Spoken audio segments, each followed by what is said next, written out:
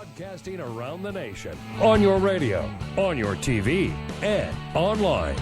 This is The Bill Press Show. Hey, friends and neighbors, what do you say? Good morning. Great to see you this morning. This is The Bill Press Show. We're coming to you live from our nation's capital, Washington, D.C., bringing you up to date on all the news of the day, whether it's happening here in our nation's capital, around the country, around the globe. Coming to you live on your local progressive talk radio station, on Free Speech TV, and worldwide on our video stream, TawkrTV. Events in the nation's capital. Hi, everybody. It's Bill Press.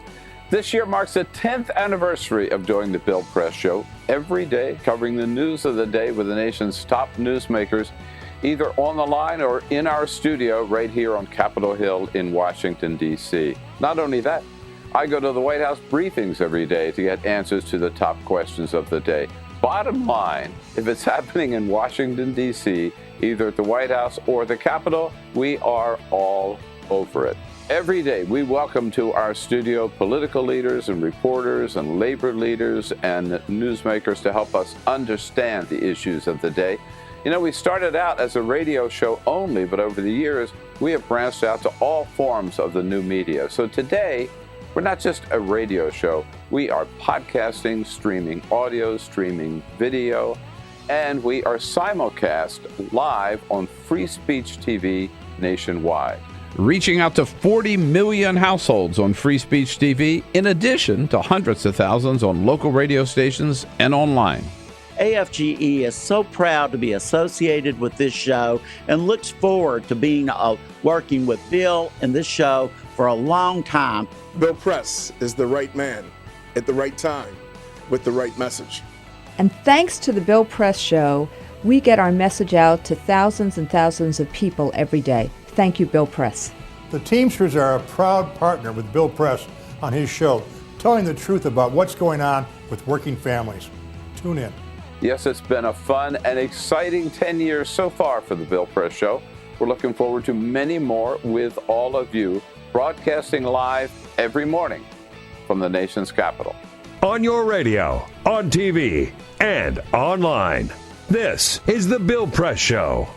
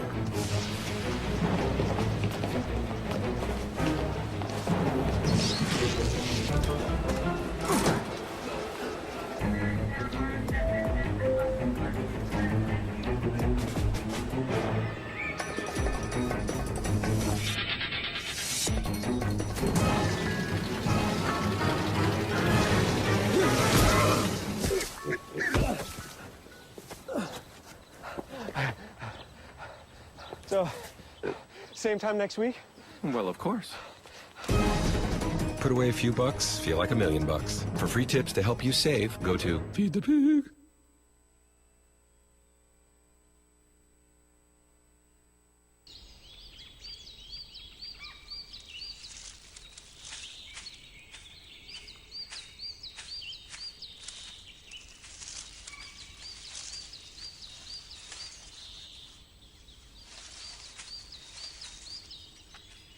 At Earth Justice, we defend the environment in the courtroom. Join our fight. When you take a seat, you take a stand. Earth Justice, because the Earth needs a good lawyer.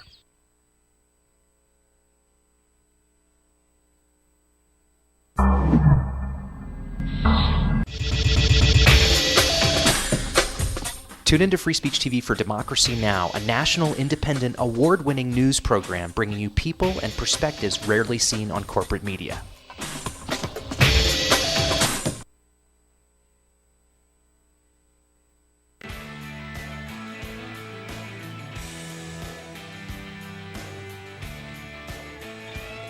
And we're back. Hey, it's been a long break, but day after Labor Day, Tuesday, September 8th, we're back at it here. The Bill Press Show on Free Speech TV and worldwide on a video stream, TawkrTV, youtube.com/TawkrTV. Yes, indeed. President Obama spending Labor Day up in Boston, where he spoke at a labor breakfast up in Boston, and announced new rules that he had signed requiring federal contractors to give all of their workers at least 7 days paid sick leave each year. Big move on the part of the president. Vice President Joe Biden was out in Pittsburgh, where he heard shouts of "Run, Joe, run" all the way through that 1.5-mile parade. He wouldn't say whether he's going to or not. Hillary Clinton was out in Iowa, where she still is 11 points ahead of Bernie Sanders, 38-27, but he is closing in. It used to be 24 points advantage for Hillary in Iowa. And in New Hampshire, Bernie Sanders opening up a 9-point lead over Hillary Clinton. That's what the Democrats were up to. Republicans, especially Donald Trump, were surprisingly quiet. But, of course, why would labor unions support them? Because they do nothing for labor unions. More support for the Iran nuclear deal over the weekend. Former Secretary of State Colin Powell announcing his support, saying it's the best thing for America and for the world. Deal also supported, finally, by the Democratic National Chair, Debbie Wasserman Schultz. And out in Minnesota, that dentist who killed Cecil the lion is back at work today, resuming his dental practice. He says he can't wait to get out and go lion hunting again. I just hope that nobody shows up to his office today. Why would anybody still use him as their dentist after what he did? Lots to talk about. Let's talk. And so give us a call at 866-55-PRESS. Good to have you with us this day after Labor Day. This is the Bill Press Show. Let's get America working. We must build, maintain, and repair our nation's crumbling infrastructure. Teamsters support a bipartisan approach to creating good jobs for American workers. Learn more at letsgetamericaworking.com. Teamsters strong, America stronger. You wouldn't let money just blow out of your house. So when your AC or heater is on, make sure the doors, windows, and fireplace flue are shut tight. If you're headed out, turn down the AC or lower the heat by 10 degrees. And always keep your water heater set at 120. A little bit of common sense goes a long way. Get more great tips at energysaver.gov. So, I'm kind of new here, but I've noticed a trend. My human does this funny thing where she goes around and gets all my toys, and then she hides them in that basket by the door. You know, but it's always the same basket, and it's always in the same place. And then she acts so surprised when I find them, but, you know, she's putting them in the same basket. Again. It's like, hello, that's where you put it last time. You were the worst at hide and go seek.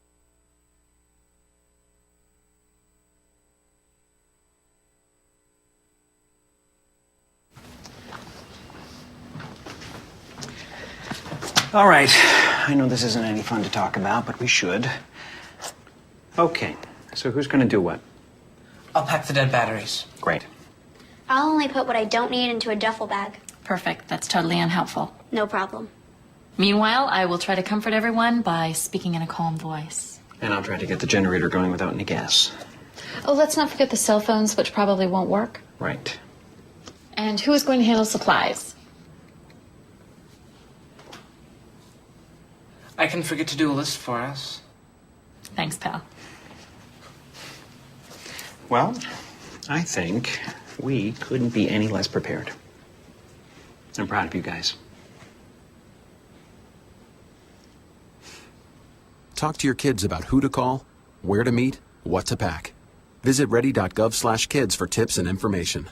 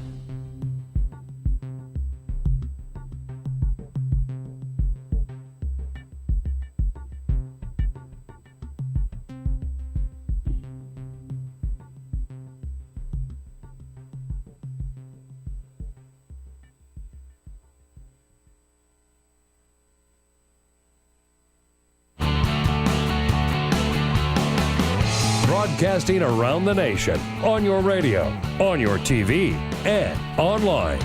This is The Bill Press Show. We celebrate Labor Day, well, one day late, with a great big shout out to all of our union brothers and sisters, and hello, everybody. It is Tuesday, September 8th. That's right. How about it? It's been a long break here, but we're back, and I hope you enjoyed a very fun end of summer, Labor Day weekend, and are ready to jump back in to the big news of the day. Yes, indeed. Everybody's back in town. President Obama's back in town. Vice President Joe Biden, he's back. The Senate and the House arrived back today. My goodness. We've been here all along. But back in business. I know, back in business. It's going to get crowded around here today. Yes, indeed. Good to have you with us. Thank you so much for joining us. It's the Bill Press Show on this Tuesday, September 8th, here in Washington, D.C., our nation's capital, and booming out to you all across this great land of ours, coast to coast, from California to the Gulf Stream Islands. Indeed, this land is your land. This land is our land together. And we look forward to hearing from you. Give us a call at 866-55-PRESS. Send us your comments on Twitter at BP Show and on Facebook at facebook.com/Bill Press Show. Here we go. Peter Ogburn and Jamie Benson. Hello, guys. Hello, Bill. Hello there. Everything good? Yes, indeed. Everything good. Except Great weekend. Yeah, except the Nats, right? I mean, Peter, you used to blame it on Carol. You were there yesterday, man. To be fair, I was there. I was also yesterday. there on Sunday when they won. That didn't count. But yesterday, that didn't count. Oh, my God. It's the series versus the Mets where they're. I got to tell you something. They were 4 games behind the Mets, and then now they've got the next 4 against the Mets, right? They got a couple more against the Mets. I can tell you something. But right here at home. Yeah, at home. Yesterday there were more Met fans than I've ever seen an opposing team have in a stadium. Oh, really?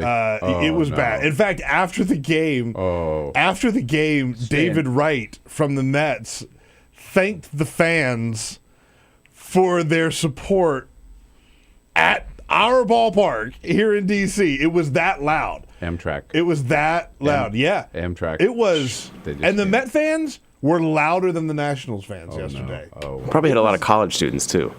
Yeah, I saw a lot of just groups of dudes who came down, and they were all wearing their Met gear, man. Wow. It was crazy. Bad omen. Yeah, right. I mean, Mets got a horseshoe around their neck, man. They're doing great this season. They are just playing. And I think the Nats have an anchor around their neck. Seems that way. Seems that way, right? Yes. So Ray Rogers is off today, and Joshua Lefkowitz is here to take your calls at 866-55-PRESS. Joshua, good to have you on board. And Cyprian Bolding, he's on the job as always, our videographer. Hope you had a great Labor Day weekend, everybody. Carol and I were up in New York over the weekend. I have to tell you, saw 2 great plays. Yeah. You know, I'm always there. Good tips on what to see. Culture Vulture. Anywhere near Broadway. I have to tell you, the best play I've ever seen on Broadway. Whoa. And I've seen a lot, right? Whoa. Yeah. Right. Is this it's weird name. The Curious Incident of the Dog in the Nighttime. Oh, I've heard of this. Yeah. It's it was a great book, maybe, I don't know, 10 years ago, 10 years ago, whatever.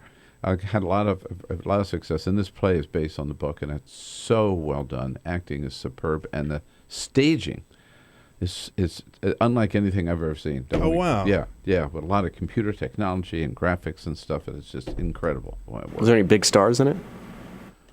No, and that's the thing. That's great. So it's just no.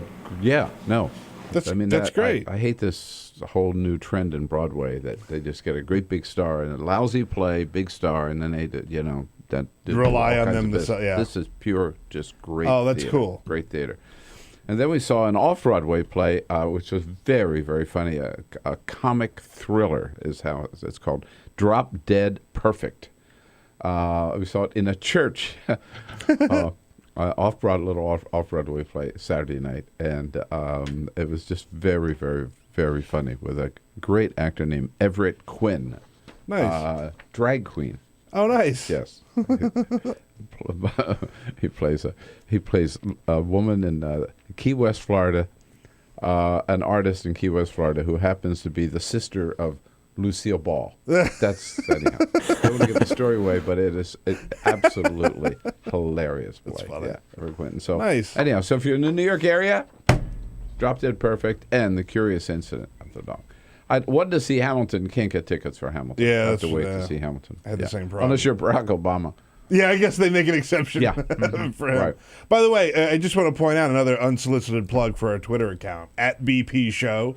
@BP Show, because while you were in New York, you got a couple photos out from some of the sites there. Well, I have to, everywhere I looked, it seemed, I saw Bernie's.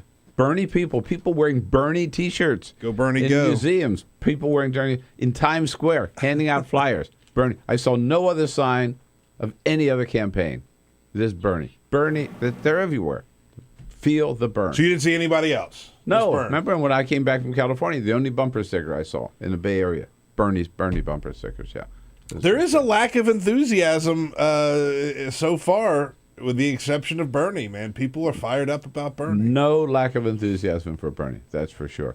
And no lack of enthusiasm for Igor Volsky. He'll be here. It's Tuesday, of course. Arthur Delaney under the weather this morning, but Igor will be here. Clinton Yates from the Washington Post joining us as a friend of Bill in our third hour together today. We'll also have reporters in from Yahoo News and Bloomberg. But first, this is the Full Court Press. Just a couple of other stories making news. College football is back, officially kicked off over the weekend. Lots of big scores from there. We're not going to spend a whole lot of time on all those. But last night was the one everybody was waiting for. Number 1, Ohio State debuting against the Virginia Tech Hokies. And Ohio State is who we thought they were. They showed up big time, won that game 42-24, steamrolling over the Hokies. The Ohio State Buckeyes have got like 3 potential Heisman candidates on their team.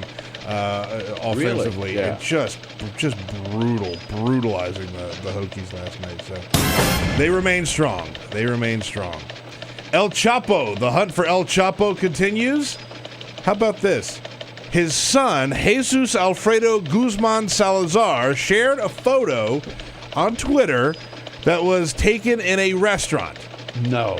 And it was a photo of a group of people, including him, and it looked like El Chapo was in the corner. No. Here's the problem. He forgot to turn off the phone's location tagging service so that you can see where the photo was taken. God. Turns out that photo was taken in Costa Rica. So law enforcement officials hightailed it. They are focusing on Costa Rica to see if they could find El Chapo. No luck yet. This happened late last week, so nothing yet. They're not going to find him. Come on. I don't think they're going to find him. I really don't think they're going to find him. But I'm sure he, that knucklehead son of his, leaving the phone thing on. And near St. Mary's, Maryland, over the weekend, fishermen caught quite a big catch. It was an 8-foot bull shark in the Potomac River. Whoa. This is not the first time this has happened, by the way. The Potomac doesn't go to St. Mary's, Maryland. Does it? Apparently it does. Near St. Mary's, Maryland. Yeah, this is what this story says here at DCist. Southern Maryland Newsnet reporting of this originally was caught just after 6 p.m. near the area of Cotton's Point. I don't know that area. Or Colton's Point. Colton's Point. This guy caught the shark. So they've never seen anything quite like that in that area of the Potomac. But again, a couple of years ago, a bull shark was caught not far from there, also in the Potomac River. Yeah. One more reason not to swim in the Potomac. If you didn't have enough already. I'll be swimming in the Potomac this weekend. Oh, no. Another one of those. Yeah. Oh, yeah? The DC Triathlon. I'll be in the river. Now, to be fair, they haven't caught any sharks this far up, but I just will keep telling myself that. This far up, all the sharks are in the United States Capitol. Yeah, that's right. That's right. The lobbyists. Yeah, all right. Yes, indeed. Thank you, Peter. Well, a big rally today down in Rowan County, Kentucky. Yes, indeed. Christian conservatives, the religious right, led by Mike Huckabee and Ted Cruz, rallying today in support of Rowan County Clerk Kim Davis, who you might have had a good Labor Day weekend. Maybe you were catching laugh-rays of summer at the beach or in the backyard barbecue with friends and family.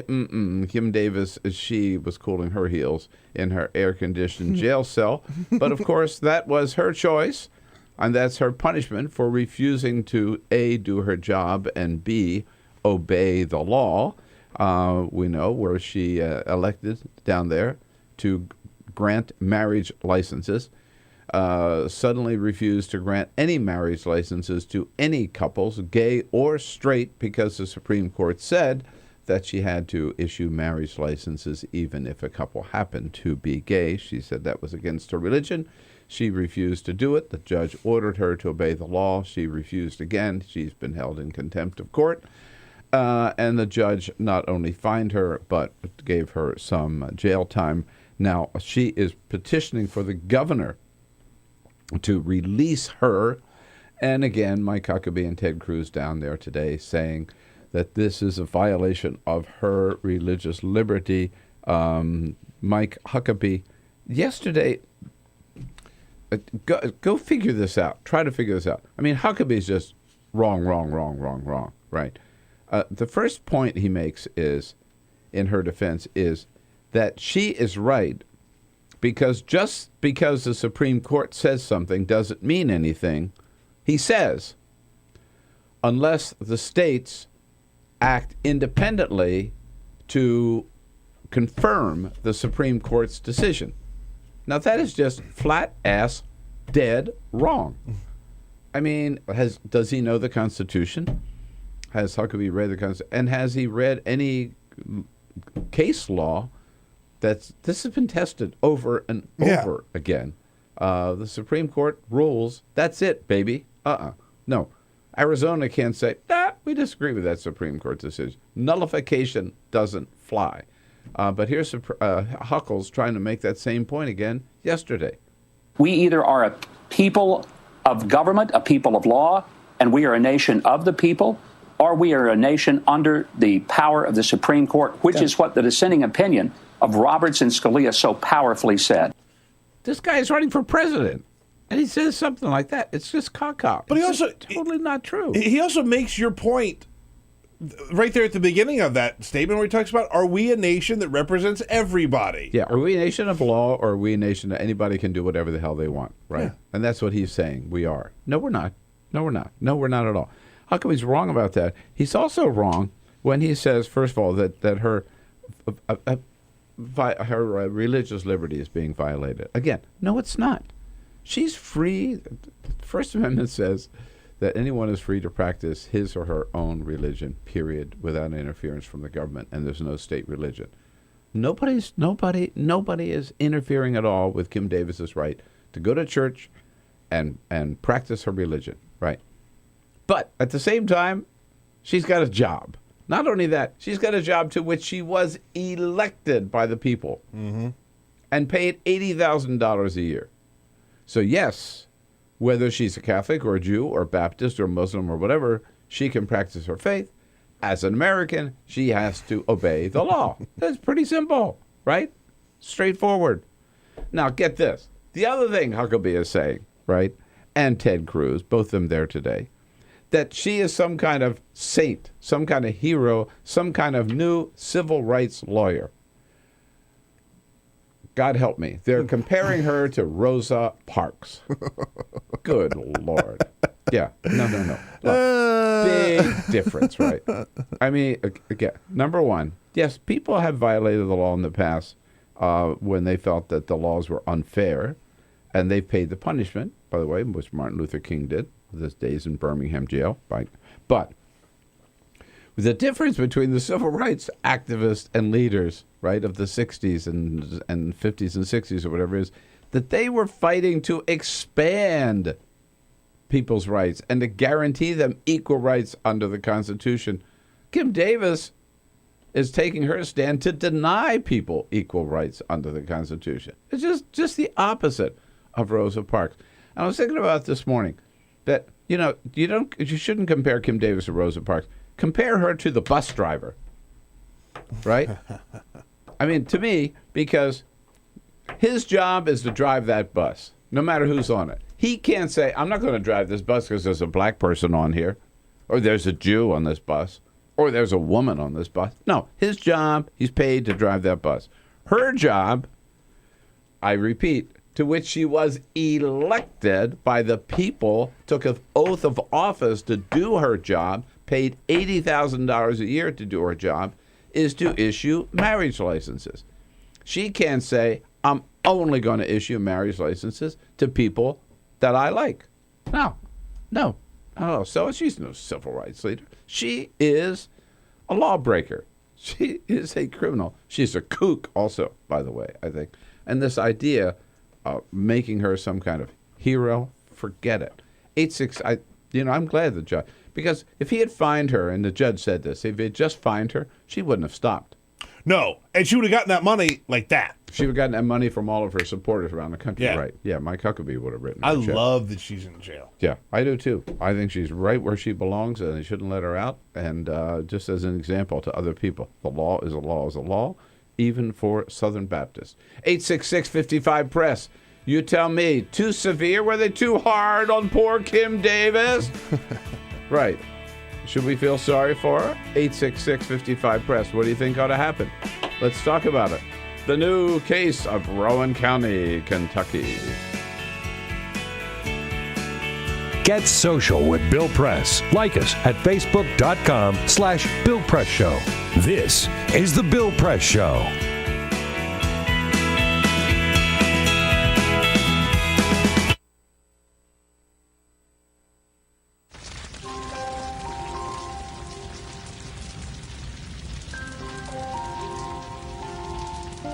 A single ember that escapes from a wildfire can travel more than a mile.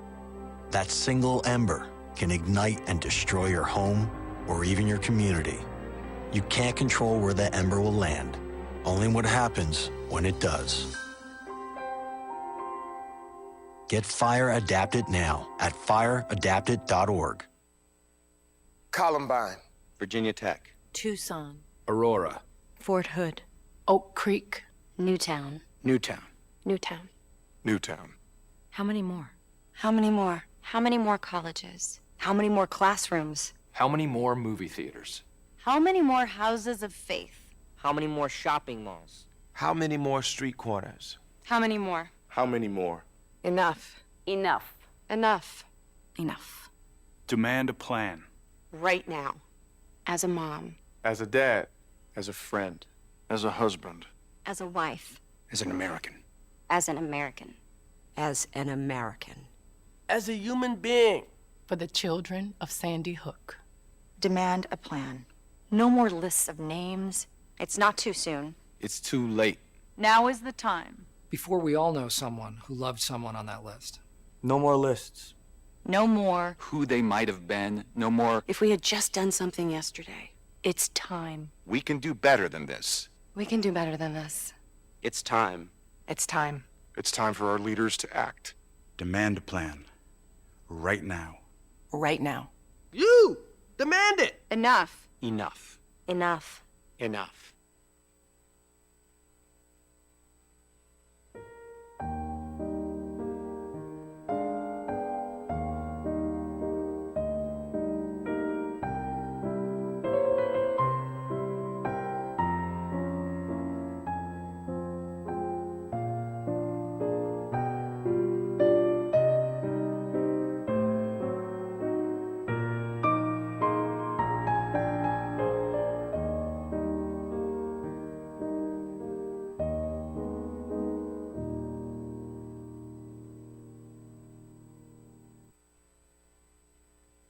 Let's get America working. We must build, maintain, and repair our nation's crumbling infrastructure. Teamsters support a bipartisan approach to creating good jobs for American workers. Learn more at letsgetamericaworking.com. Teamsters strong, America stronger.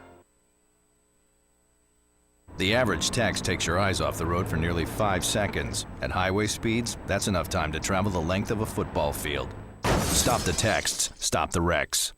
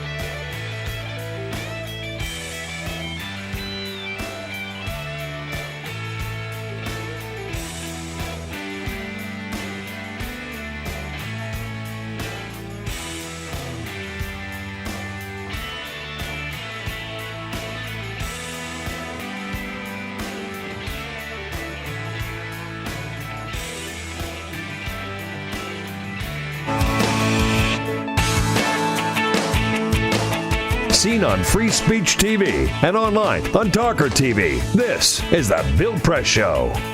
All right, at 27 minutes after the hour, yes, indeed, religious conservatives gearing up. They're putting up the big stage yesterday for the big rally in support of Kim Davis, led by Mike Huckabee and Ted Cruz today. Is she, in fact, a victim of religious persecution? Bob out in the great town of Eureka, California. Hey, Bob, what do you say? Hey, nice to talk to you, Bill. And to you, too. I'm going to be out there, on the 24th of October. And I'm going to be there. All right. Good for you. I'll wave to you. We'll do more than that. We'll shake a handshake. What do you think about this, Kim Davis, quickly? Well, the comment I'd like to make is that Kim Davis is the tyrannical government that Mike Huckabee and Ted Cruz should be railing against. Mm-hmm. Yeah, right. I think that's a good point. In fact, I thought conservatives didn't have much room for government officials who get paid a lot of money for not doing their job. Yeah. Don't we hear them talk about that a lot? Yeah, oh yeah. About these bureaucrats. Right. We pay them all this money and then they don't do anything. Yeah, well, Kim Davis is the head of the pack. All right, Bob, I'll see you in Eureka soon. More calls coming up. This is the Bill Press Show.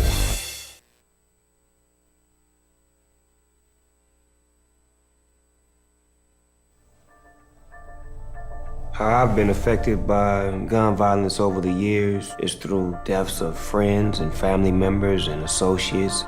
When I was 5 years old, I was held at gunpoint in a home invasion. I've gone to the juvenile detention centers and I've met dozens of young kids, babies really, who have been affected by gun violence. Directly, I've lost a few friends, but I think why this touches my heart is having children of my own.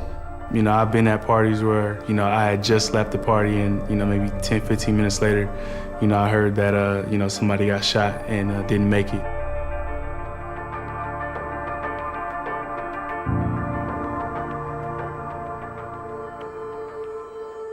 There are a lot of people benefiting off of our pain, and it's time we do something. I'm here to unload my investment because I think that it's important that we start kind of seeing where our money is going. It's time to go to your financial advisor and demand that there are no gun investments in your 401k. Even if you don't have investments, you can still help spread the word. This is something everyone can do. So if you push your people that have 401ks, it might be your grandma, it might be your cousin, this effort can make a big impact. I'm unloading for my loved ones that I lost. I'm unloading for my 18-year-old self. I'm unloading my 401k for the future of my children. I'm unloading. I'm unloading for my family and their future. I'm unloading so that my daughter can grow up in a safe, loving world. Unload and join the movement. Use hashtag I'm unloading to pledge your support for gun-free investing. It's on us to stop sexual assault.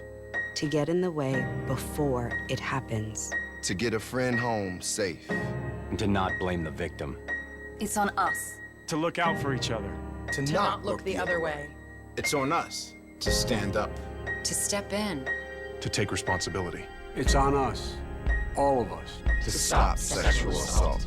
Learn how and take the pledge at itsonus.org.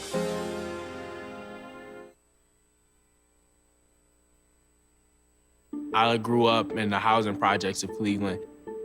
I didn't even know that life could be any better than it was. Education for me has been a way to get away from the agony of what was normal life. I want to be able to impact the community, not just look back on where I came from, but to reach back to where I came from and pull some people up with me. My name is David, and I am your dividend.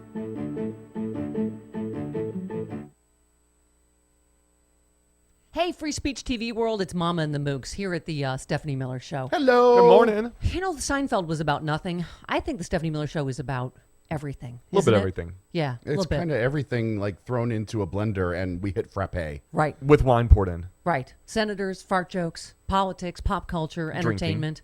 Drinking. Drinking, random stray thoughts. It's what all the hip kids are talking about. Yep. We have the smartest, funniest people in the country on this show, do we not? We absolutely do. Right? Our sexy liberal army of callers calling every day to tell us all about it. There you go. And some right-wingers that Travis particularly enjoys talking to. They're my favorites. Okay. You can watch us every weekday from 9 to noon Eastern or 6 to 9 Pacific, which is really early. But we still, we try to, we're still pulling in people like Rob Reiner, Lily Tomlin, Frangela, you name it. You can only get it here at the Stephanie Miller Show. Mama, Mooks, fancy celebrities. And everything. And fart jokes. Free Speech TV.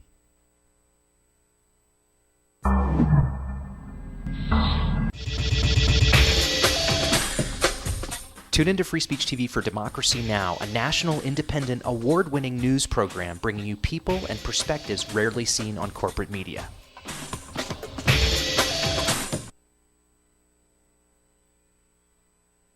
Radio show, according to The Nation magazine. This is the Bill Press Show. 33 minutes after the hour, Labor Day, day after. And in honor of Labor Day, let us salute the good men and women of the American Federation of Government Employees, AFGE, and newly re-elected President J. David Cox. They are proud to work for America every day, you bet. And we salute them on this Labor Day weekend and thank them for their sponsorship of the program.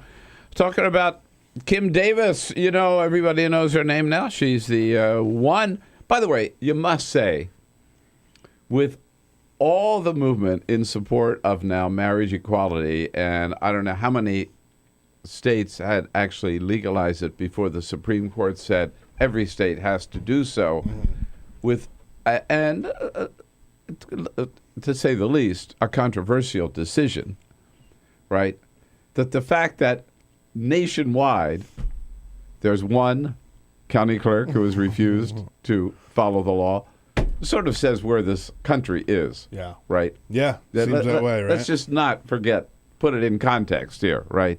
So in a sense, it's like no big deal, but it is a big deal that this one county clerk is being hailed by religious conservatives as a hero and a new civil rights leader for refusing to obey the law. I just want to point out, and she has a petition again.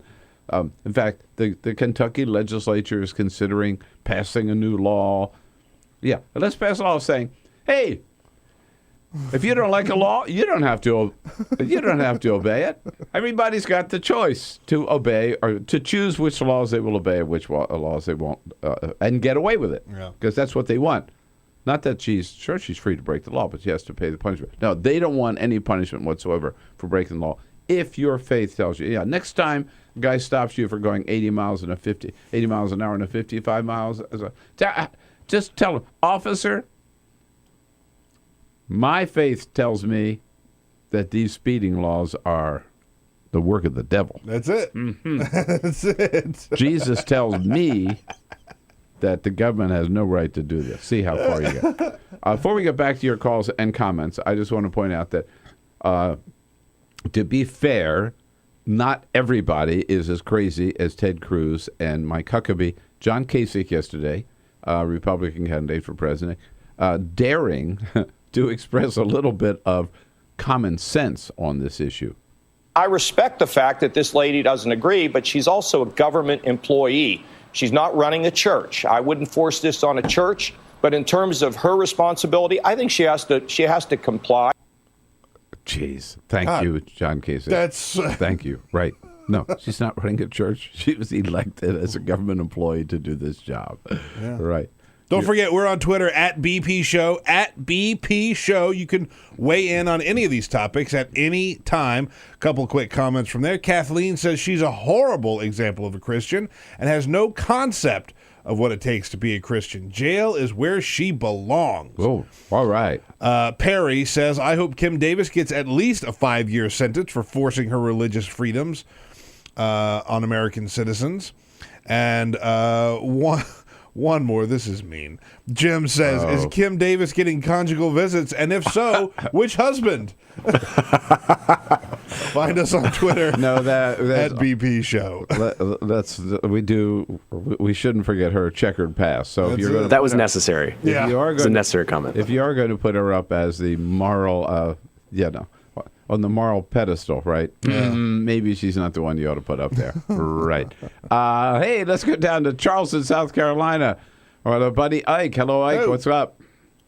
Hey, just blue trapped in a red state. I just want to give a shout out real quick to labor and give them a suggestion. Why don't you hire Ken Burns and let him do a nice little expose like he did with the Civil War on the struggle of labor and the history of labor, to maybe on Labor Day we could have something to present to educate and celebrate the hardworking men and women in this country that died for your 3-day weekends and for your benefits that you take for granted now. I really would like to see something like that. Amen, brother. Amen. A lot of people today don't realize, how much pain and struggle and hardship and people putting their lives on the line to win the freedoms that today everybody takes for granted. Yep, you're absolutely right. On this Kim Davis girl, let me just put it this way. It reminds me of Terry Schiavo all over again. They're defending people that are brain dead that they have no business defending. Oh, man. Oh, man. All right, everybody's harsh this morning here. Yeah, I got to tell you. Right. But the whole concept, they throw this religious liberty flag around so easily, right? And so wrongly. This is again, read the First Amendment, one of the pillars of this country, by the way, and one of our most fundamental freedoms. There will be no state religion, and anybody is free to practice his or her faith of choice, right? But that doesn't mean, number one, you can force your religion on anybody else. And number two, that doesn't mean you don't also, as an American, have to obey the laws. That's where they're just totally wrong on this. And I think it's pretty clear. Ted Cruz and Mike Huckabee are just using this for their own political purposes, right? And but when you hear Huckabee talk about the law and what he thinks the law says and what he thinks Supreme Court decisions mean, you just wonder. Jim in Las Vegas. Hey, Jim, what do you say? Hey, Bernie campaign volunteer here in Vegas. All right. Get it. Feel the burn. Yeah. Feel the burn. It's been pretty hot out here. But this is a big scam. First of all, she's getting paid her full salary while she's in jail. She's got holiday pay for Labor Day weekend. She's sitting there getting time and a half. And these evangelicals are all going to give her money, like that couple that had the bakery in Colorado. Nobody ever asked them to make them a cake for a gay wedding. They were asked on Fox News if they would bake a cake, and they said no, they wouldn't. They went out of business. They made $880,000 on Help Fund Me. Yeah. They made a big bunch of money. Now they're famous. They sold their building. They made a lot of money, and now they're retired. She's going to do the same thing. She's going to be this big martyr. Ted Cruz and Huckleberry Finn are going to make her real famous, and she's going to go back, and she's still getting her salary. That's crap. It is absolutely. Yeah, absolutely. She ought to be fired. But also, I think Jim is onto something. And Dan Savage, gay activist and author, made this point last week, that she's on the money trail. Yeah. What she's after is a book deal. Yeah. In fact, I bet she's already got a book deal. I'm sure she'll get one if she doesn't. And she'll do a help fund me kind of thing. Yo, they took my job away. Can you help me? I have to feed my children. Right? The whole thing. Right? Yeah. Yeah. It's a gold brick road that this lady's walking down. Right? Yeah. It's sad that there's an economy for that now. Right? But I also think that she's going to get it. But I don't think that she's going to rise to the popularity of someone who has gone down that path before. I think that a lot of people see this for what it is, right? When you've got a guy like Kasich who can see it, who's a Republican and is on the stage and can actually make that comment and not take too much grief for it. I think the tide has turned a little bit. It's sort of a George Wallace moment. Yeah, I just was trying to think. Has Jeb Bush said anything about? I think we talked about this. I want to say that Jeb Bush. I think he was on the Kasich side of things. I think he was on the Kasich side of things. Yeah, I think he came down on the right side of this. I'd be surprised if he didn't. Yeah, I'm pretty sure he came down against Kim Davis on this. Ted Cruz, Rand Paul, Marco Rubio, Mike Huckabee have all come out in support of Kim Davis.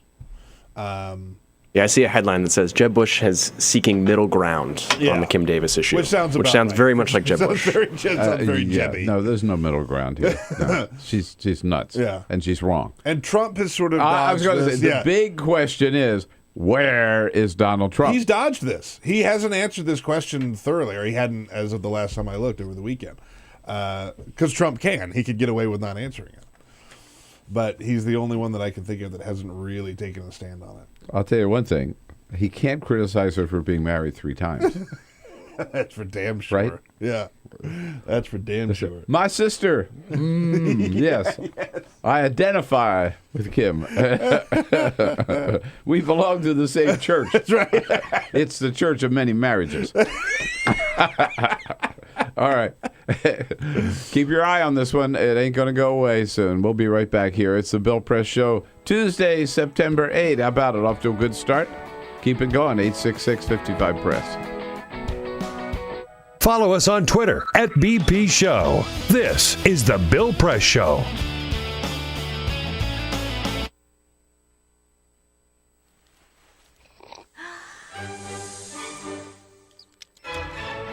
When I started learning about nutrition, about which, by the way, much less is known than you might think, I learned that what mattered most about one's health was not necessarily the nutrients, good or bad, that you were consuming or staying away from, or even the calorie counts. But what predicted a healthy diet more than anything else is the fact that it was being cooked by a human being and not a corporation. Corporations cook very differently than people do. They use vast amounts of salt, fat, and sugar, much more than you would ever use in your own cooking. And the reason they do that is those are 3 incredibly attractive and incredibly cheap ingredients. And when they're layered properly, as in a chip or pastries and forms of junk food, they're incredibly addictive. They really press our buttons. They activate our dopamine network, our cravings. And in fact, people in the industry, they don't talk about addiction in the food industry, even though they traffic in addiction. They talk about craveability. It's the same thing. And snackability is another term they use. It's a lovely word. And then the last point about corporate cooking that's important to understand is they cook different stuff than you do at home. What they're good at, in general, they don't cook that well, but things like chips, they cook incredibly well. And here's a classic food that if you make it yourself, if you've ever made French fries, you have to wash the potatoes, you have to peel the potatoes, you have to slice the potatoes, you have to fry them in a lot of oil, you have to spatter your entire stovetop, you have to clean up, and then you have this pot of oil you have to get rid of. I mean, it's really difficult, and it's a pain. They're wonderful, but it's a pain. And if you make them yourself, you'll only eat them every 6 weeks, 2 months, because it's too much work. But when you let corporations cook for you, it's so simple and so inexpensive, and they're really good, that you will have them twice a day, as many people in America do. So you see the kinds of foods you end up with are these labor-intensive foods and desserts. These special occasion foods become everyday foods when we let industry cook for us. Eat anything you want. Just cook it yourself.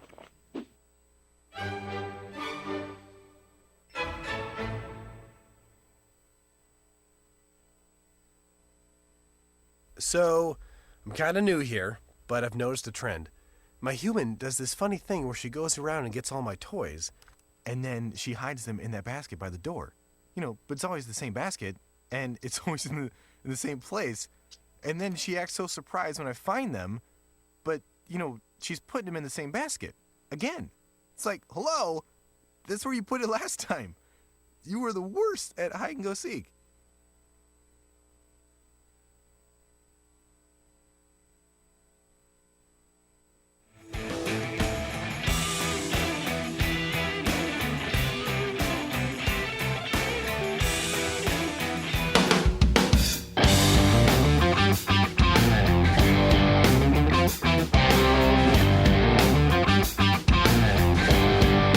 On your radio, on TV, and online.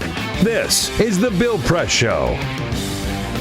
13 minutes before the top of the hour, Igor Volsky from ThinkProgress coming in at the top of the next hour, of course, because it's Tuesday.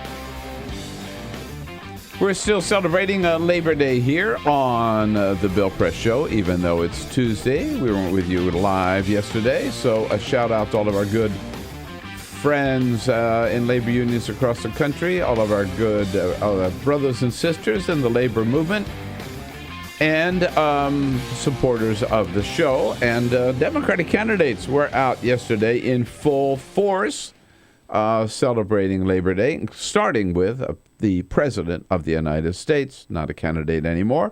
He announced up in Boston, attending a Boston Labor Day breakfast, that he had signed an executive order requiring federal contractors to offer their workers up to 7 days paid sick leave every year. The crowd loved that. I signed a new executive order requiring federal contractors to allow employees who work on our contracts to earn up to 7 paid sick days a year.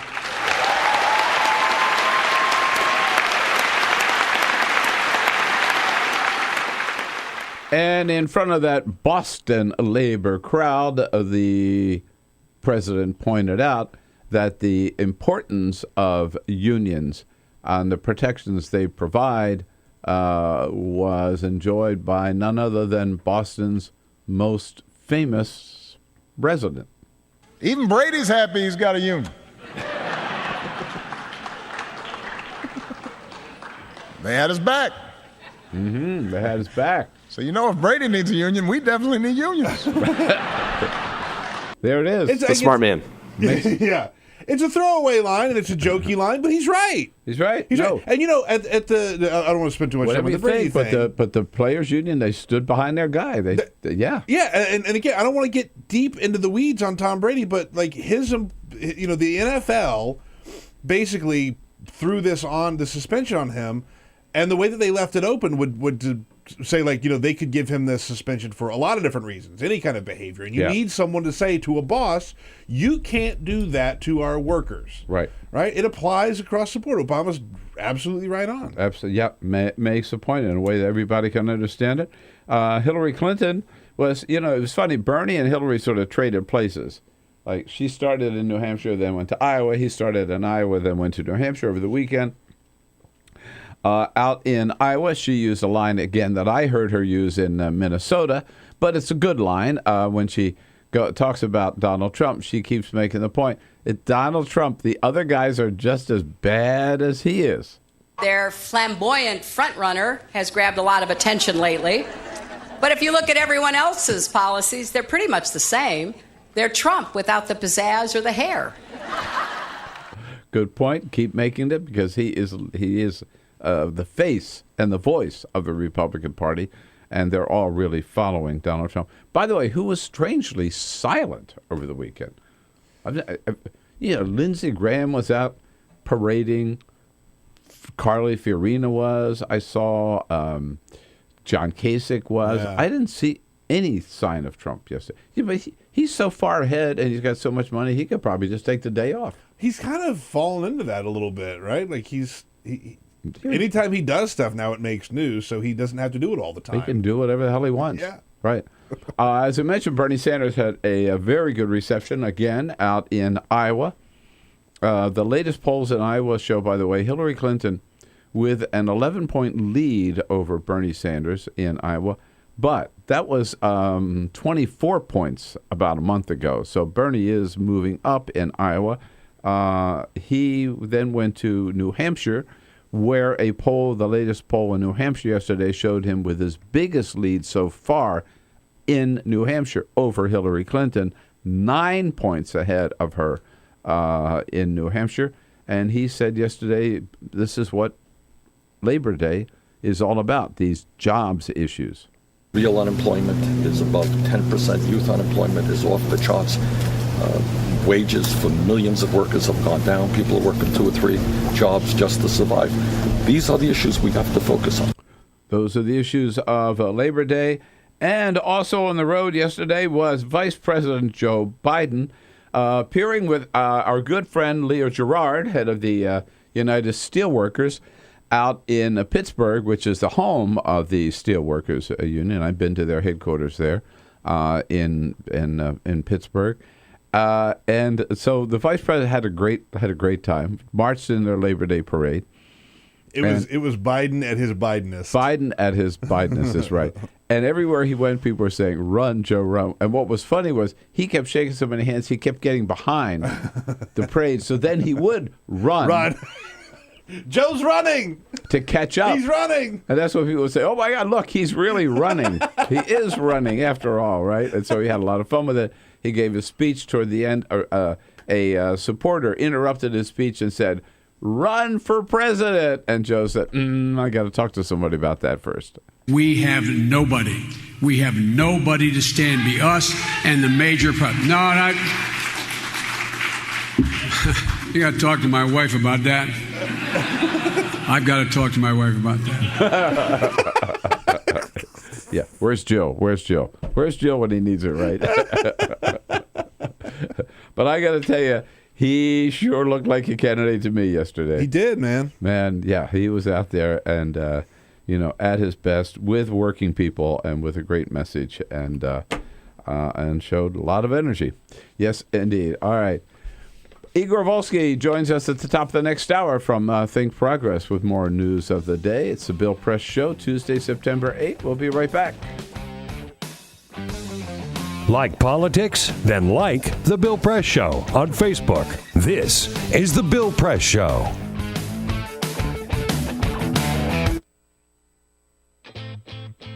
What gets you into college?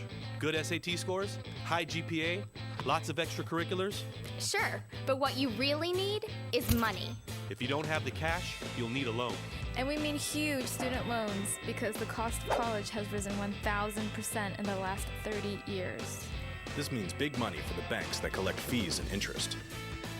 Now, millions of young people are starting their adult lives with an average of $29,000 of loans on their backs. Altogether, we're talking $1.2 trillion in student debt.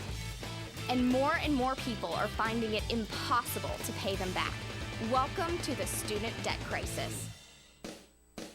The increasing demand for higher education and cuts to state funding gave colleges a huge incentive to keep inflating prices.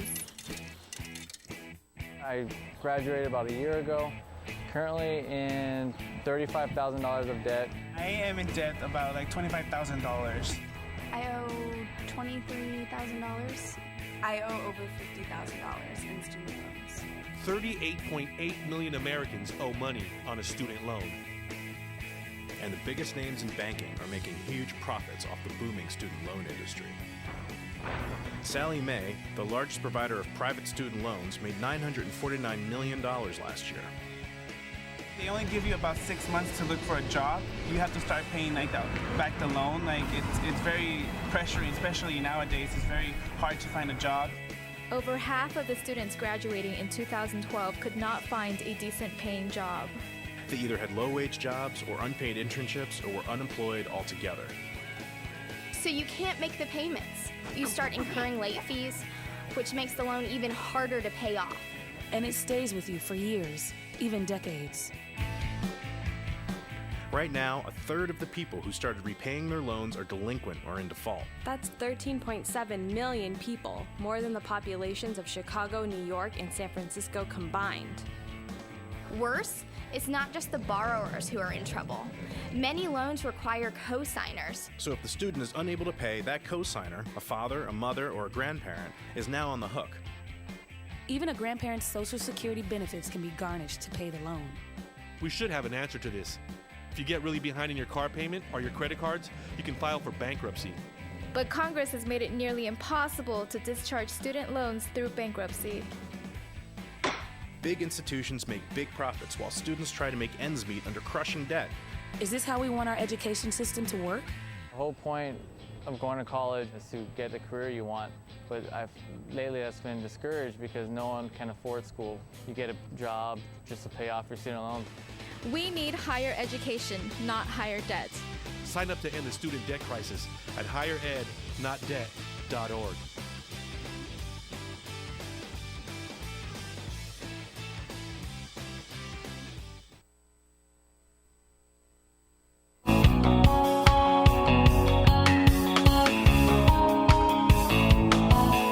This is the Bill Press Show. 3 minutes before the top of the hour, Clinton Yates, columnist for the Washington Post. Here's a friend of Bill in the third hour together. And at the top of the next hour, Igor Volsky from ThinkProgress. Yes, indeed, Peter. The Pope. Pope is at it again this morning, Pope. Bill. Yes. More news from the Pope. Over the weekend, he made a plea for European countries to bring in some of the victims of this migrant crisis out of Syria. But just this morning, he issued... he said that every church, every parish, every diocese, they ought to adopt a family. Yeah. Every Catholic family, adopt a migrant family. Well, this morning, he continues to make news. He has announced reforms to simplify and speed up the Roman Catholic Church's procedure for marriage annulments, including a fast-track process that will be handled directly by bishops. So he's really pushing the ball forward here, man. Well, it used to be for the Catholics, the only way to get a marriage annulled was to give a lot of money to the Vatican. Oh, yeah. Like under the table. He's sort of talked about this a little bit last week, but he's putting this on the fast track. By the way, more about his schedule when he comes to Washington. You know, he's giving that speech to the joint session of Congress on the 24th of September, and they invited him, of course, to stay for the big lunch, ceremonial lunch in the Capitol. No, he's giving his speech to Congress, and then he's going and he's having lunch with a group of homeless people here in Washington. Beautiful. Sending a message. Yeah. John Boehner, up yours. This is the Bill Press Show.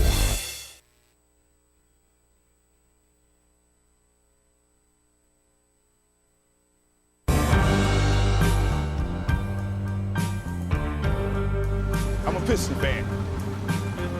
Their slogan was, "We come to work." That's what Detroit about. That's why they used it. It's a team thing. They won 2 championships, a team. There was no star.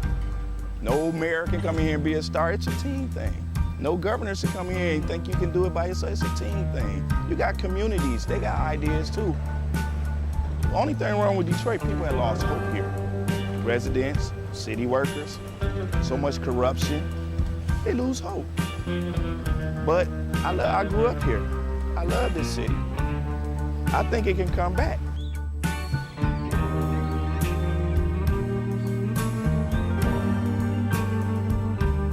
I've been working for the city 24 and a half years. Within the last 10 years, we took 4 pay cuts, and then an additional 10% wage cut. I've lost a home. When you take all of the decisions out of the city of Detroit, all of us, then what do you have? Exactly what we got. A lot of problems. Every time the city seems to fall into a problem, it's always on the backs of us workers. You wake up out of a dead sleep and you jump behind the wheel and take off driving and try to get everybody there safe, not knowing really what you're pulling up to. I'm not eligible for Social Security, so the pension is my sole salary at this point. We've been in business here 39 years. We've seen a lot of changes in Detroit. The area was a lot of industry, a lot of city workers. It's getting very tough for the city workers. It's getting tough for us as a business people. Response times are increasing because of the closing of companies. which takes your insurance rate through the roof. So all the things that affect us affect the citizens. I worked for the city in different capacities for 29 years. I feel like an old jacket. You use me up and they throw me away. In my condition, nobody's gonna hire me. I'm 68 years old. Half the times, I can't get my blood pressure medicine. It's either feeding myself, blood pressure, or paying bills. $754. By the time they take all the deductions for I have my car insurance, my house insurance, and my health insurance taken out. So the time they take all that, I'll get about $300 after they take all that out. I don't understand it. I can't see how the governor is allowing this to happen and what they're doing and they want to blame it all on the seniors. Not only the seniors, but the city workers. And we worked hard. I know I worked hard. I've been in Detroit since 1946. I was 14 years old when I came in. I don't live large at all. I wish I could. I don't know when the last time I've been shopping.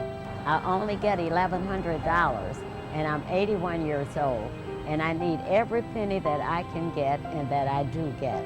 And I'm very, very upset about the idea of them taking away my pensions that I worked 30 years for. I think it's terrible that they talk about Detroit like they do, because Detroit has been very good to me. I have a lot of city workers coming in with their uniforms on, Detroit Water Department, Police Department, Fire Department. I get a lot of people, the Border Patrol come in. So if I lose that customer base, I'm going to be in a position where I might have to close down. If they take away their pensions, if they start cutting jobs, it's going to cut into a large percentage of not only our business, but other businesses that are in the city of Detroit. We're here. We've been here for 26 years. We're still trying to do business in the city. Detroiters are survivors. They tough. They adapt. But only can do so much when your politicians ahead of you and we're not on the same team. We're not going to let Detroit be erased, bulldozed, or whatever. We're going to fight to the bitter end. Detroit going to survive.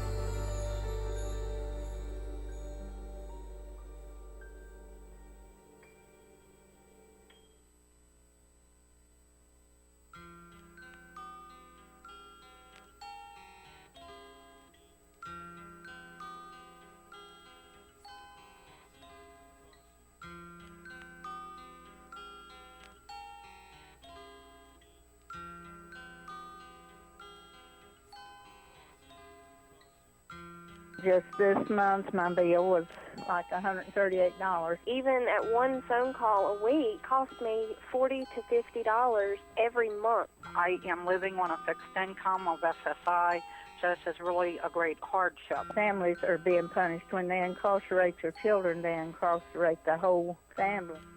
In 2011, the Media Action Grassroots Network, Working Narratives, and Prison Legal News founded the Campaign for Prison Phone Justice, an effort to call on the FCC to address the cost of interstate phone calls. The campaign mobilized prisoners to send hundreds of letters. Advocates and families filled out postcards, met with elected officials, and signed petitions. Partnerships were formed across the political spectrum and with groups in the criminal justice, civil rights, and public interest community. The film distribution company Participant Media and director Ava DuVernay joined the fight through a social action campaign tied to the release of the feature film Middle of Nowhere. In an effort to push the FCC to act, the campaign hosted a historic rally outside of the Federal Communications Commission where for the first time, families of prisoners, elected officials, civil rights and faith leaders came together to call for an end to predatory phone rates. We're all held captive when predatory phone companies gouge our families. My son has been incarcerated now for over 10 years, and my husband estimates that in the time we spent over $25,000 on prison phone calls. My hero's not yours, you probably arrested them. Your schools probably neglected them. They spawn thoughts, you probably infected them. Feed us what you feed us, you can lay us next to them. FBI call it major crimes. Babies making babies cry.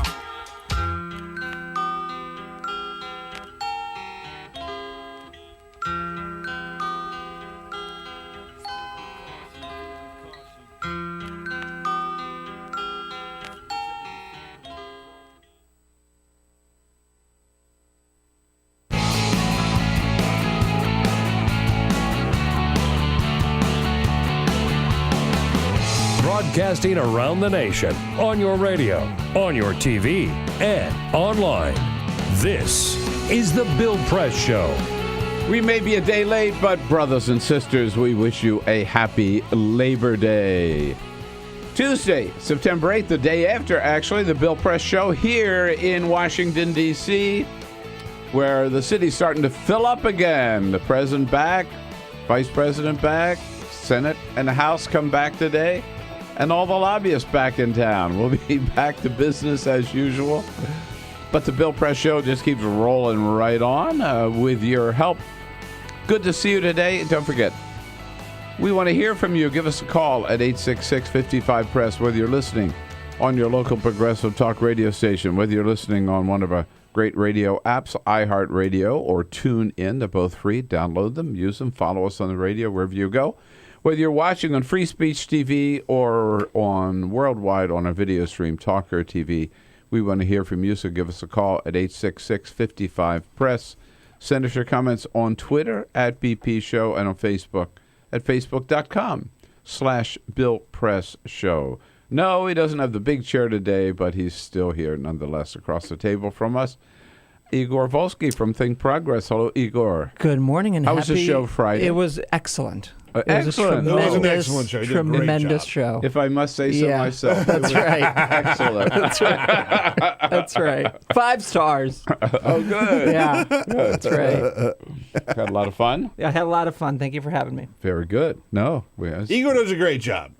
It's always a little awkward, though, after he hosts and the Tuesday after when he comes in, we all have to physically restrain him. Those instincts kick in, and I'm like an animal. Out of your chair, trying to get behind the big you weren't here. When he walked in, he walked right over here. Yeah. He said, would you... Excuse me. Excuse me, sir. Would you mind I getting believe you're in my chair. My seat. Yeah. It'd be pretty luxurious to start at 7. That'd be nice. Man. All right. Yes, Peter Ogburn and Jamie Benson here. Here we are. Hey there.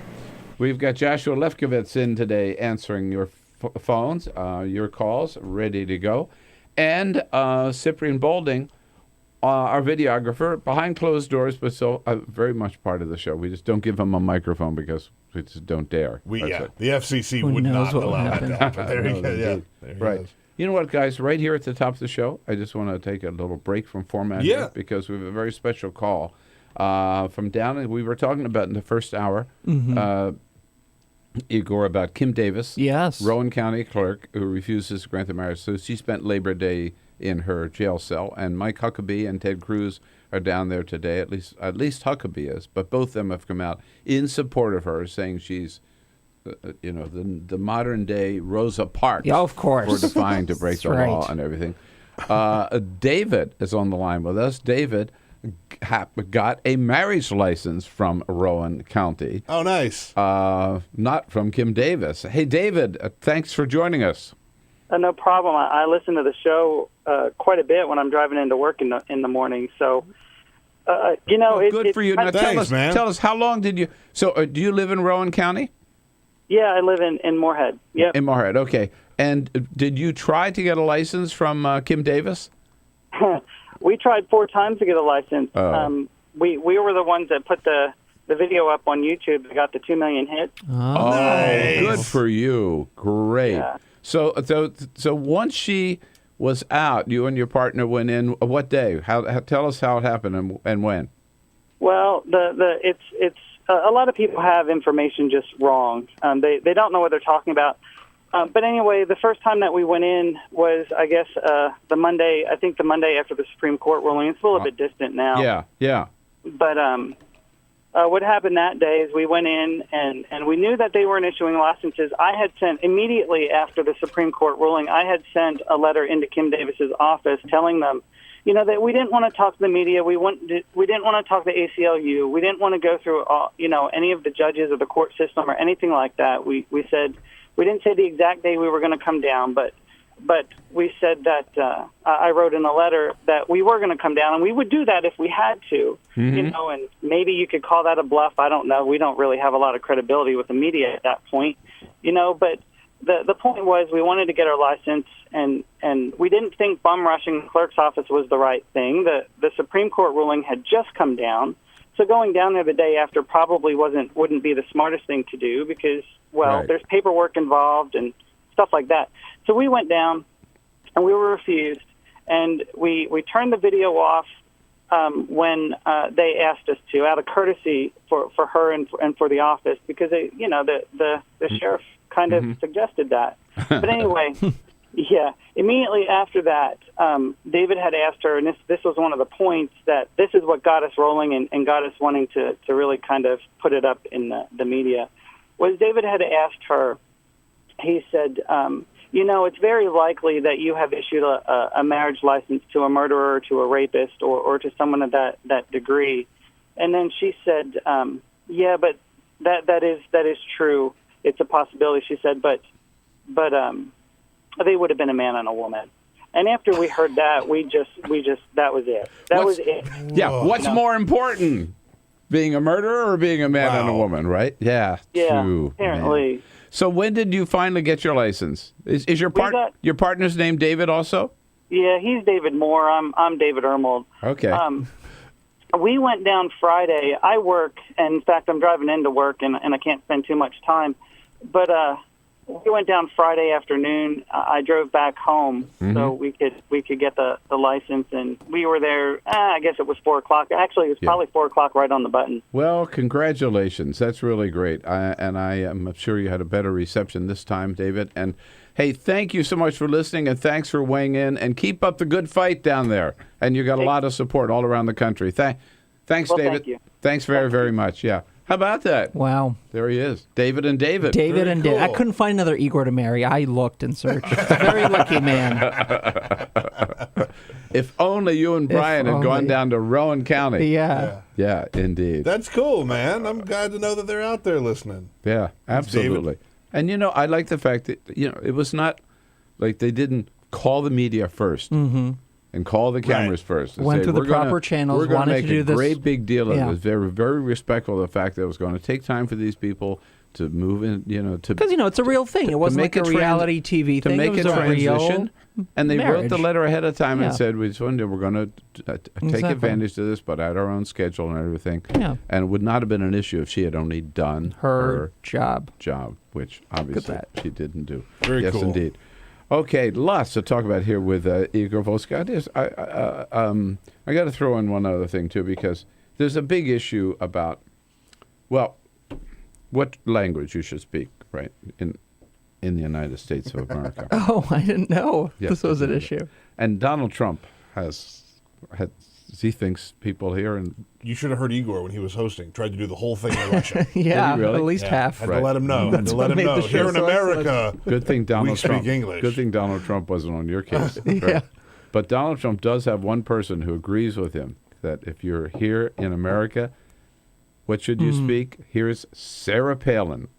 You want to be in America? A, you better be here legally or you're out of here. B, when you're here, let's speak American. I mean, let's speak English, and that's kind of a unifying aspect of a nation is the language that is understood by all. Yep. You're America.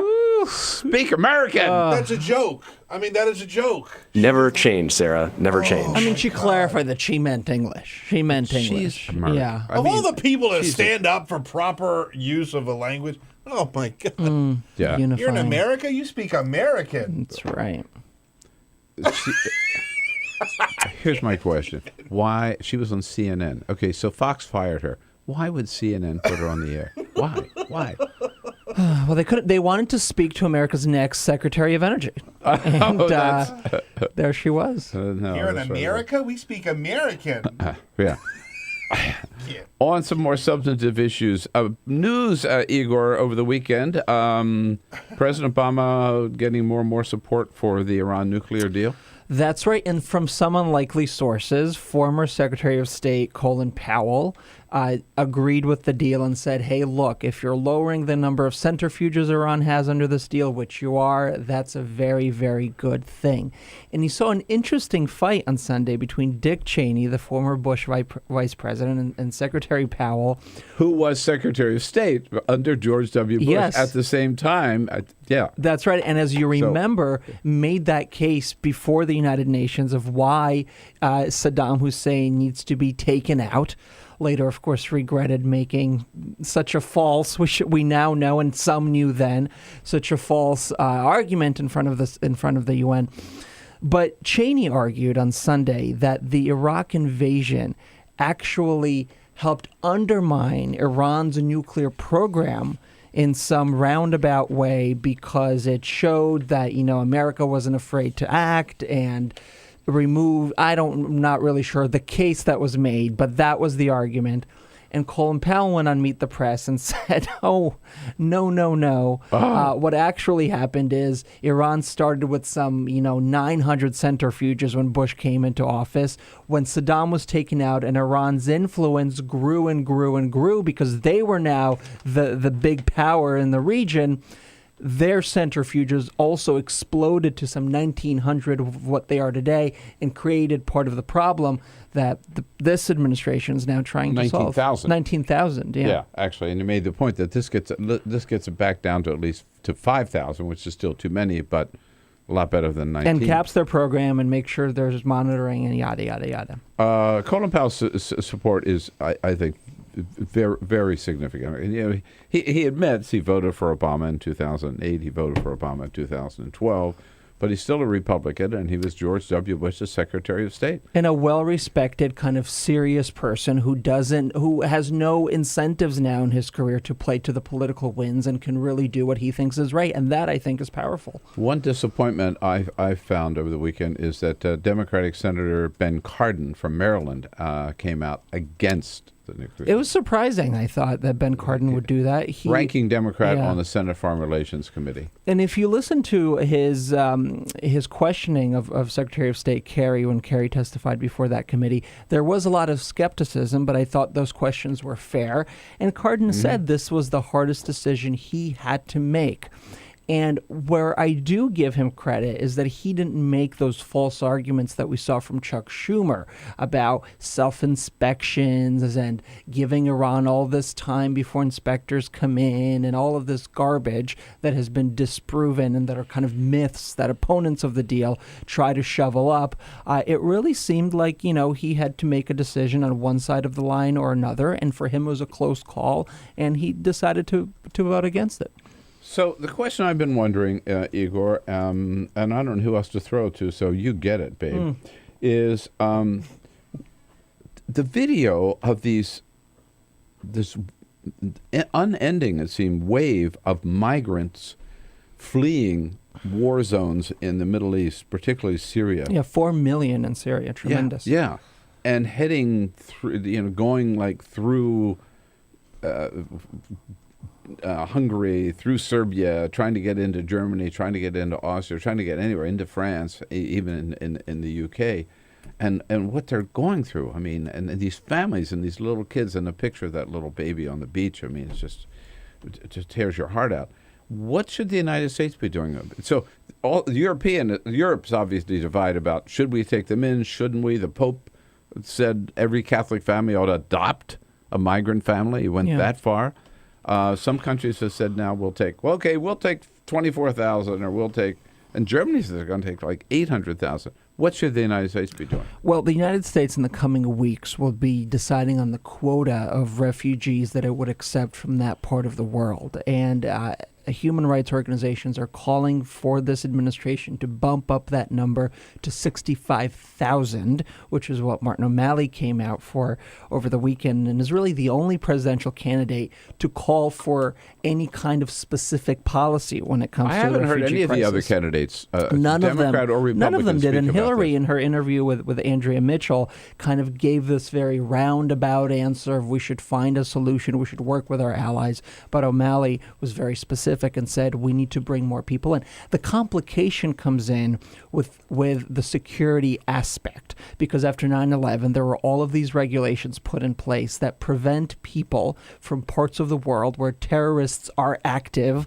from coming in, and the documentation that you have to show to ensure that you're not connected to these groups is really just very difficult to prove. It takes months, if not years, to prove your refugee status. And particularly, these folks are fleeing ISIS, and that makes it even more complicated and more difficult. And if there's a way for the government, for this administration, to streamline that process, that would be something that would help these people out tremendously. But even with the quota at 65,000, we, I think, took in maybe some 1,000 Syrian refugees over the last year. The quota is still a lot higher. We aren't meeting it because of the difficulty of the screening process. I have, first of all, there's so many questions about that. Like 65,000. The legality, that little complication you talked about is one issue. But how do they get here? Yeah, how do they get here? How do they get here? Who pays for their transportation? For it, exactly. And what do they do once they get here? Yeah. Where do they go? Where do they live? What do they do? That's a huge number of people, it seems to me, to absorb.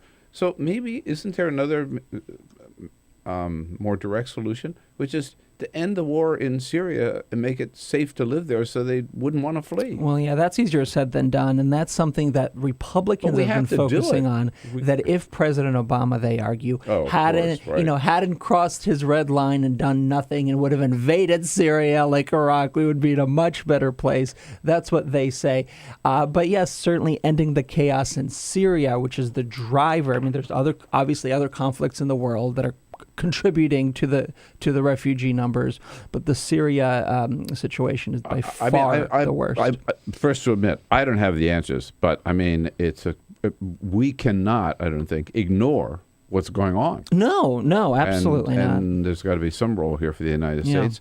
What do you think it should be? Let's throw it out there. 866-55-PRESS, Igor Volsky, the man with all the answers from ThinkProgress. Mm-hmm. Connect with The Bill Press Show on Twitter. Follow us at BP Show and tweet using the hashtag WatchingBP. This is The Bill Press Show.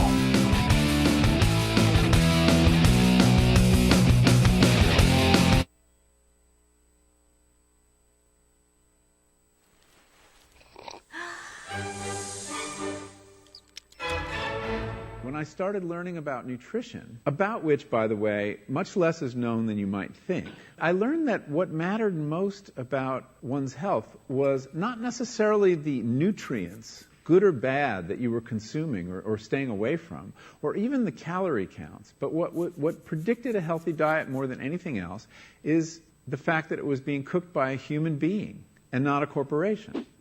Corporations cook very differently than people do. They use vast amounts of salt, fat, and sugar, much more than you would ever use in your own cooking. And the reason they do that is those are three incredibly attractive and incredibly cheap ingredients. And when they're layered properly, as in a chip or pastries and forms of junk food, they're incredibly addictive. They really press our buttons. They activate our dopamine network, our cravings.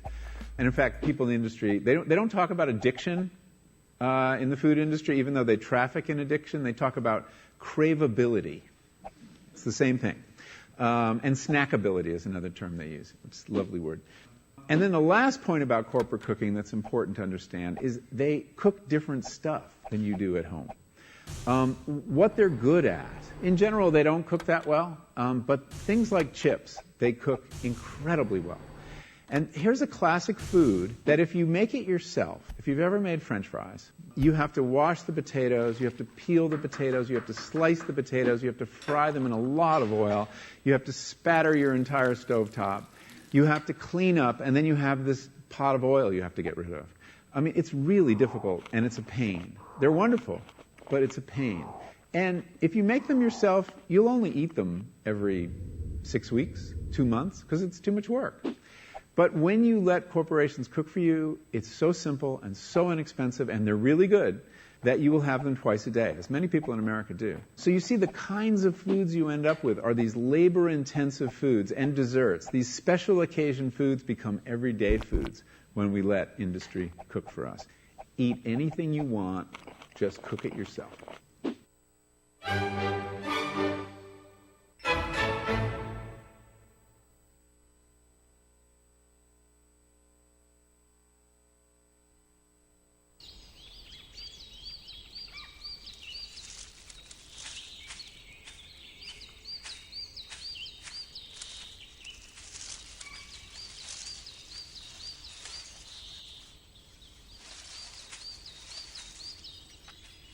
At Earth Justice, we defend the environment in the courtroom. Join our fight. When you take a seat, you take a stand. Earth Justice, because the Earth needs a good lawyer. You wouldn't let money just blow out of your house. So when your AC or heater is on, make sure the doors, windows, and fireplace flue are shut tight. If you're headed out, turn down the AC. Or lower the heat by 10 degrees. And always keep your water heater set at 120. A little bit of common sense goes a long way. Get more great tips at energysaver.gov. So, I'm kind of new here, but I've noticed a trend. My human does this funny thing where she goes around and gets all my toys, and then she hides them in that basket by the door. You know, but it's always the same basket, and it's always in the same place. And then she acts so surprised when I find them, but, you know, she's putting them in the same basket. Again. It's like, hello? That's where you put it last time. You were the worst at hide and go seek.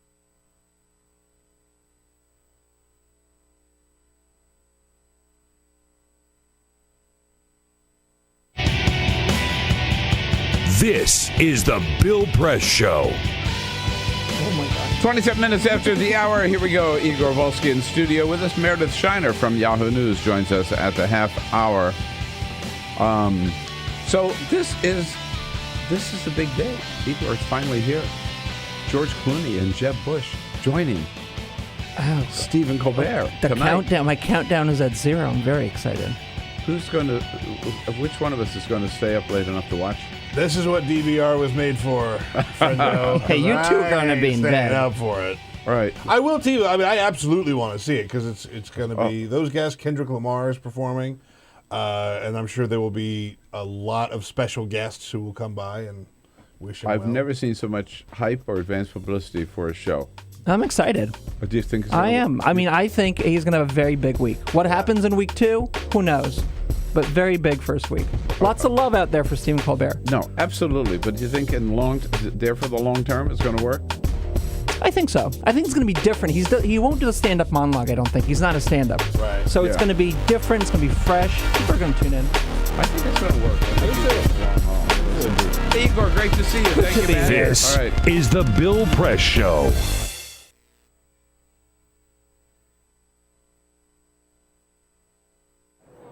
Officer, were you the one who arrested me? Gonna shake my hand?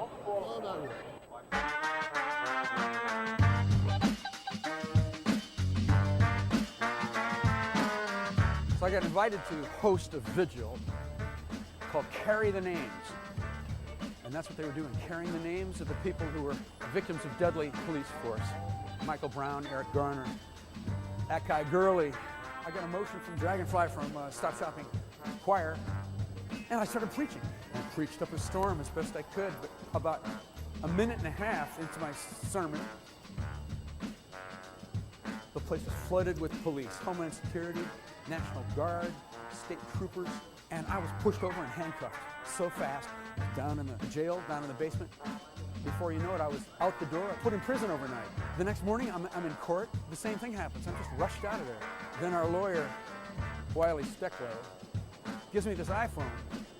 And there, in black and white, in the Gothamist, a popular paper, is this charge by Adam Lisberg, the MTA law enforcement spokesperson for this grand place. His quote is that I, Reverend Billy, physically attacked a police officer. unbelievable. The feeling of being robbed of my work and life and identity, just the fiction. I did not touch anybody. I did not look. I know how to do this. I'm trained in nonviolence. I did not do anything. It was right here. It was right here. It happened right here. I was simply arrested while I was speaking and taken away, and that's it. The cold feeling in my city, the city that I love, that city spokespersons whose salary I pay for with my taxes, that they would say this. I could just feel the rending apart of the community, that we are not that close. We're not. They are willing to say this, and they think that they can just say anything about anybody and get away with it.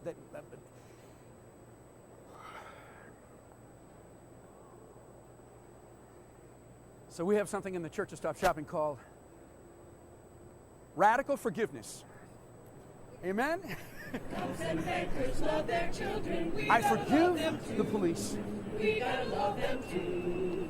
Cops and bankers love their mothers. But I'll stay radical. Mothers love their brothers. We gotta love them too.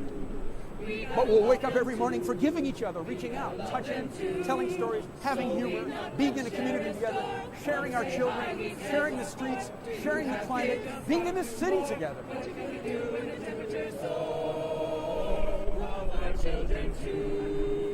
forgiving each other, being grateful to each other,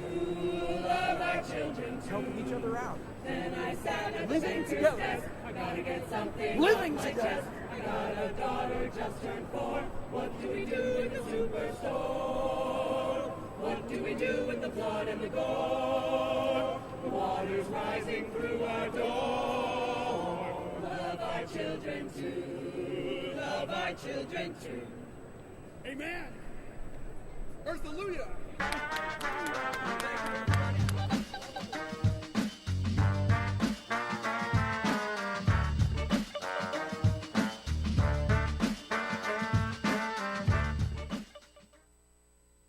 Let's get America working. We must build, maintain, and repair our nation's crumbling infrastructure. Teamsters support a bipartisan approach to creating good jobs for American workers. Learn more at letsgetamericaworking.com. Teamsters strong, America stronger.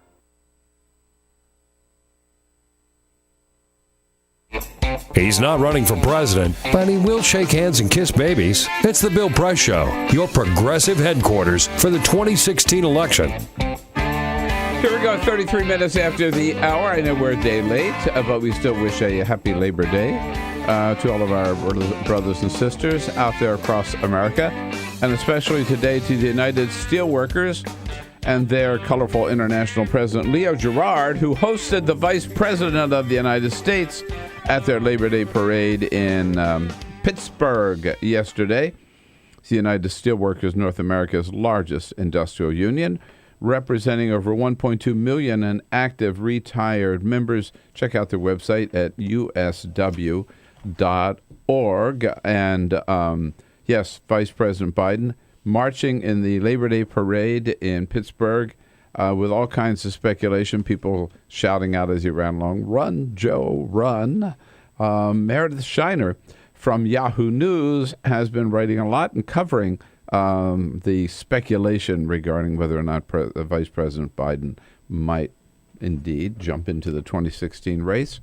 And she joins us in studio. It's been a long time. Welcome back. Nice to see you. Too long, but I hope you had a really great summer. Now that I'm here, it's over. I feel like maybe you won't invite me back again. It does seem it's officially the end of summer, but everybody considers Labor Day the end of summer, really, huh? Yeah. I guess. I mean, they do, but I think it's garbage. Let the summer should live on for a little while longer. It's still hot outside. I'd always measure I can still grill outside. I measure my summer, like, summer's pretty much over when, like, college football has started and we're in the playoff hunt for baseball. Like, that's fall to me.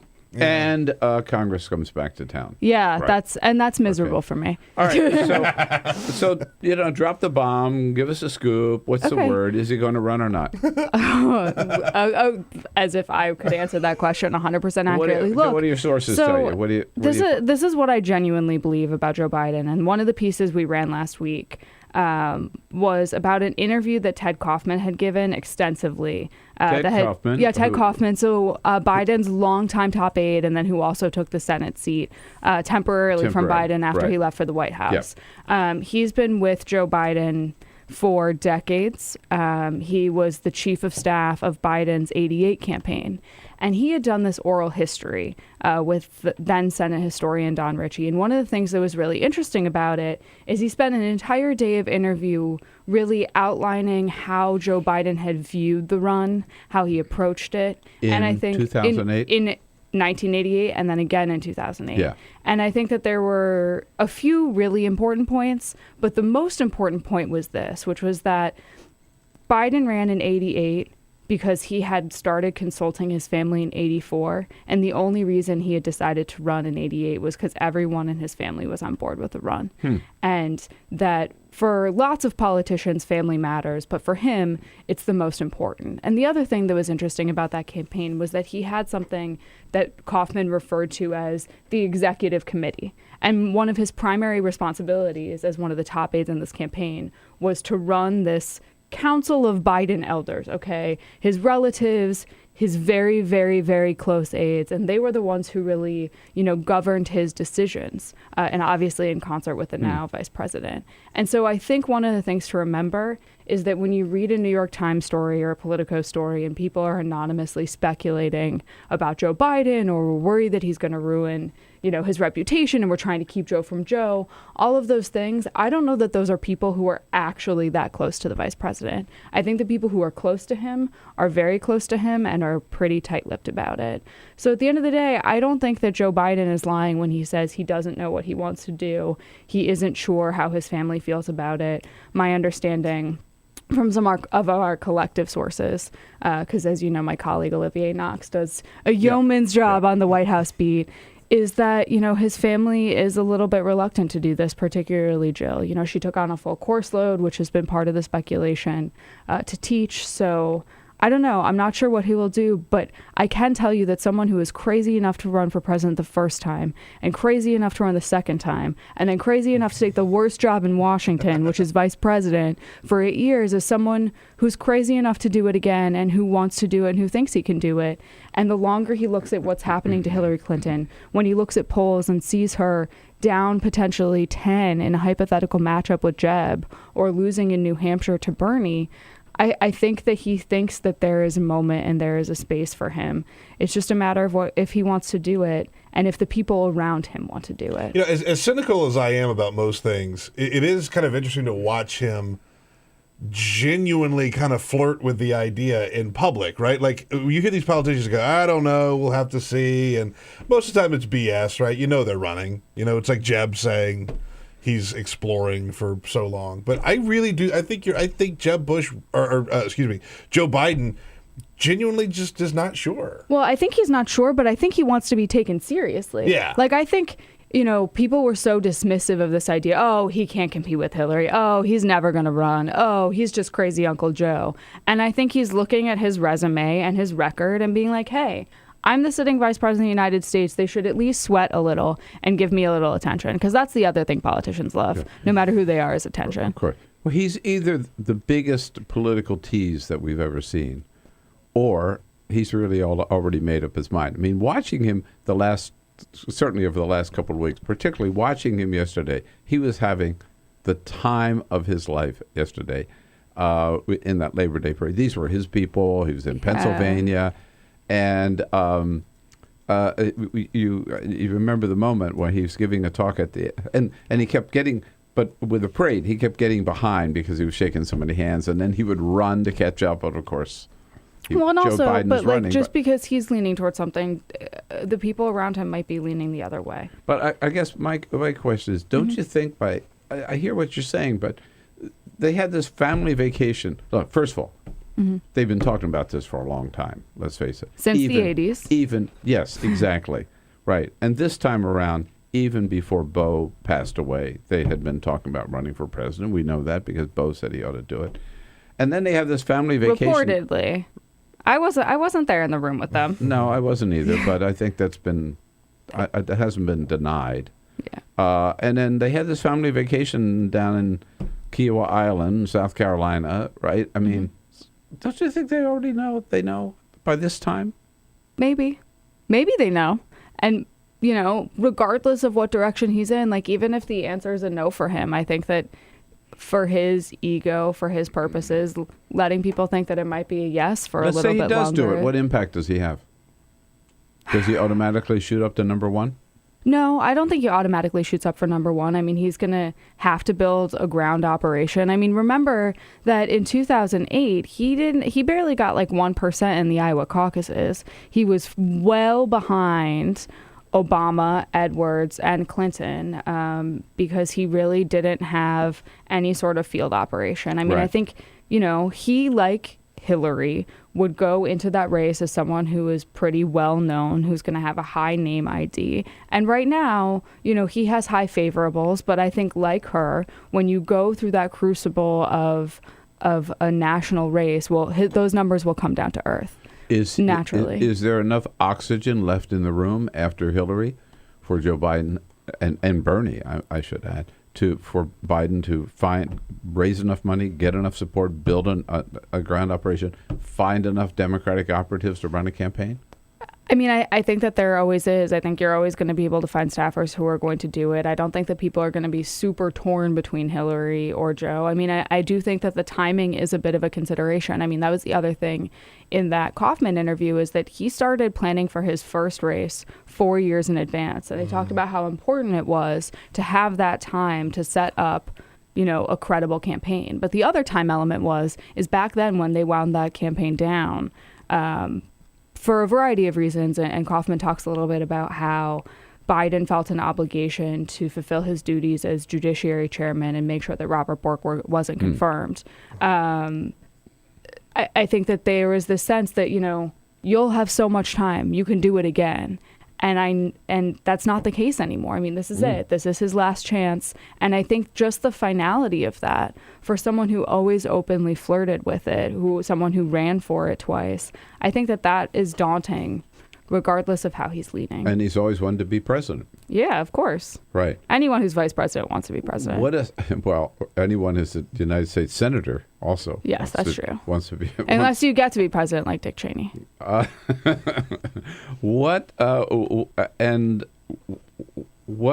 I'm sure you've talked to Olivier about this, and Olivier's probably written about it too. Olivier Knox covers the White House. I see him there at the briefings every day. So where does this put the Obama White House, were Biden to run? In a pretty tough spot. Yeah, I mean, I think that they're in a bit of a tough spot, but I do think that, operationally, they've been supporting a Hillary run for quite some time. Just looking at some of the outside groups, like Priorities USA went to Hillary. Yeah. They've been... A lot of Obama people are now working for John Podesta. Yep. Jen Palmieri. There are a bunch of Obama staffers who have switched over. I think that you could see a few defections maybe. But at the end of the day, I think the White House can say that they're focused on the last year and a half of his administration, that's their priority. And I think the one benefit that Joe Biden would really have is that he gets Air Force Two, right? He gets some of the privileges of campaigning as the active vice president. He can do an official event in any city in America and then do campaign events there also. So I think that that's one of the advantages and one of the ways that resources can really work in his favor in a way that they wouldn't work for Hillary Clinton.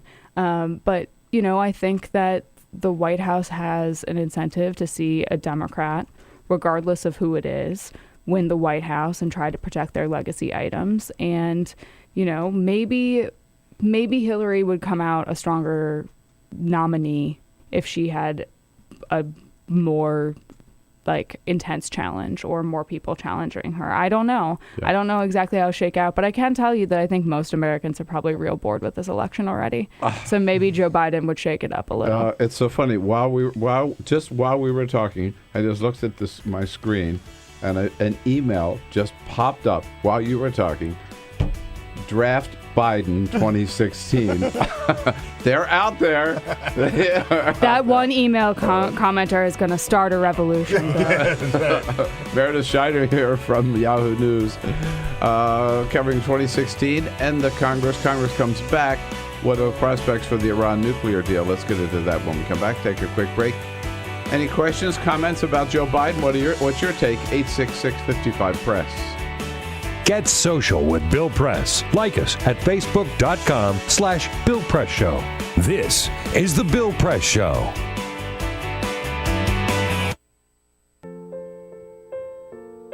This is why you took a second job. Why you taught yourself how to fix the plumbing. Why you'll do whatever it takes to keep your home. And that is why we want to help.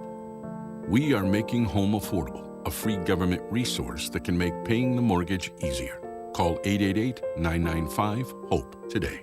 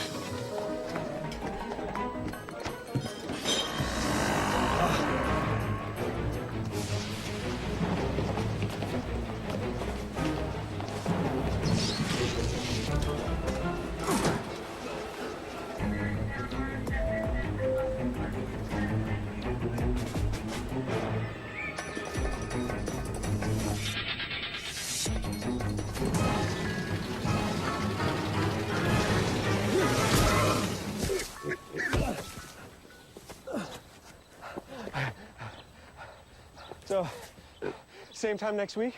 Well, of course. Put away a few bucks, feel like $1 million. For free tips to help you save, go to Feed the Pig.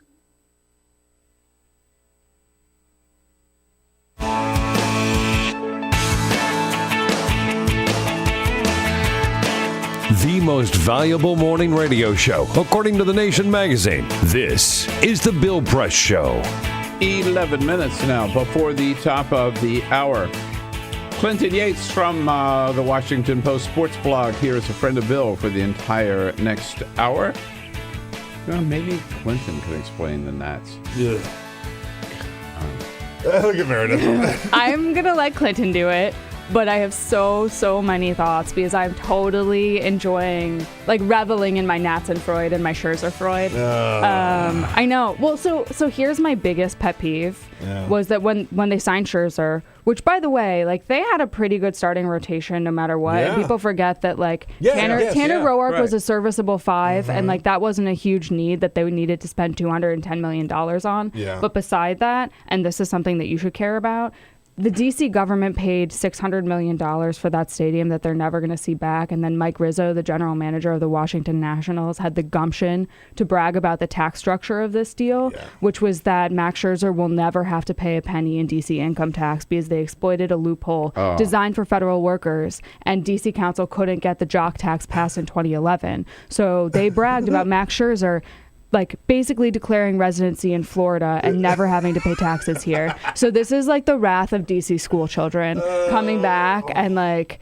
and you start hearing like ownership and management of other teams in other cities being like the owner and or manager of the San Francisco Giants was complaining about this, which is amazing because they've won 3 World Series in 6 years. Sorry, this is something that actually really gets me going about how California taxes are too high, so that's why they're not going to be able to attract top talent because like. And I think that when this becomes a movement in sports, they're going to look at the Washington Nationals and Mike Rizzo's commentary on the Scherzer deal as like patient zero for this like anti-tax movement when the leagues enjoy so much at the expense of taxpayers in this country and in municipalities. Just stop it right now because you're going to make me hate the Nats. Right, because a stadium full of like K Street lobbyists doesn't already make you hate them. Like I went to the game yesterday and people were leaving in the 7th inning. Yeah. It's a pennant race and you're playing the number 1 team in the division and you can't stay to the end of the game for a day game. This is different. Oh. I was one of the people that left at the 7th inning yesterday. I was tired of watching trash baseball. Bryce Harper called you out, by the way. Fine. That's fine. How did he do yesterday? Uh-oh. Played like garbage. Uh-oh. Okay. I think he can hear you all the way from Aqua El Due where he lives, so I wouldn't yell too much, Peter. All right. This wasn't what you brought me on to talk about, but we could continue to discuss it. I think we touched a nerve here. Yeah, right? Yes. All right, good. I do want to come back and get your take on. I picked up the paper this morning, Washington Post and New York Times. There were 2 in each of them, 2 full-page ads against the Iran nuclear deal. Haven't they already lost this battle? Yes, but I think that, you know, if you look at some of these TV ads, I mean, where we are, we saw a lot of those anti-Mark Warner, anti-Iran deal ads. He hasn't come out yet, by the way, has he? No, he has. He's in favor of the deal. Oh, he did? Yeah, Okay. yeah. There are 4 people left. It's Okay. Wyden, Blumenthal, Cantwell. Yeah. And Collins? No. No? She's Republican. We're talking about Democrats. Oh, Democrats. Okay. Who's number 4? I don't know. Throw me a bone here. Manchin. Yes, correct. So those are the 4. I think Manchin is supposedly leaning towards it, which is one of the reasons why I forget that he's on that group of 4 who hasn't declared. Look, I think that he's a Democrat.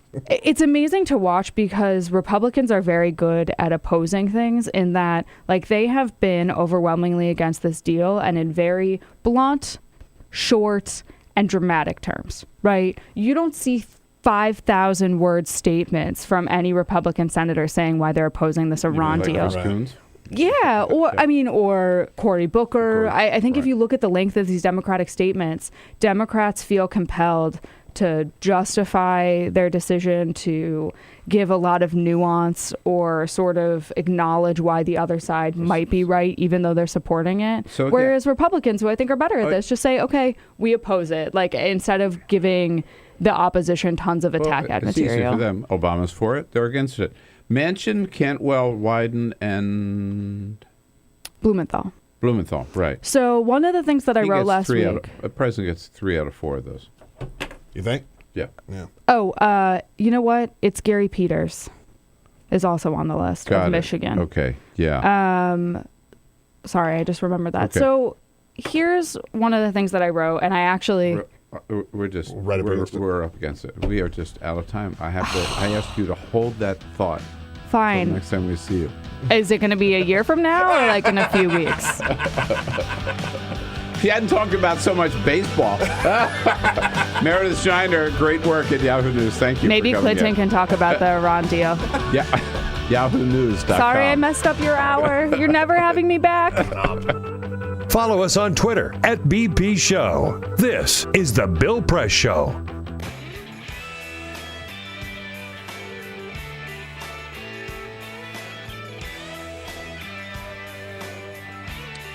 All right, we know you like the first 2 hours so much. You can't wait for hour number 3, where you're going to have to wait on Free Speech TV until 5 o'clock Eastern, 4 Central, 2 Pacific. But you can always jump over to our video stream, TawkrTV, and catch everything right away. Clinton Yates, columnist for The Washington Post, joining us here in studio for the next hour, our 3rd hour together, as a friend of Bill. And we'll be joined by Justin Sink, who covers the White House for Bloomberg News. A great big third hour coming up. So jump over to TawkrTV, and we'll see you there.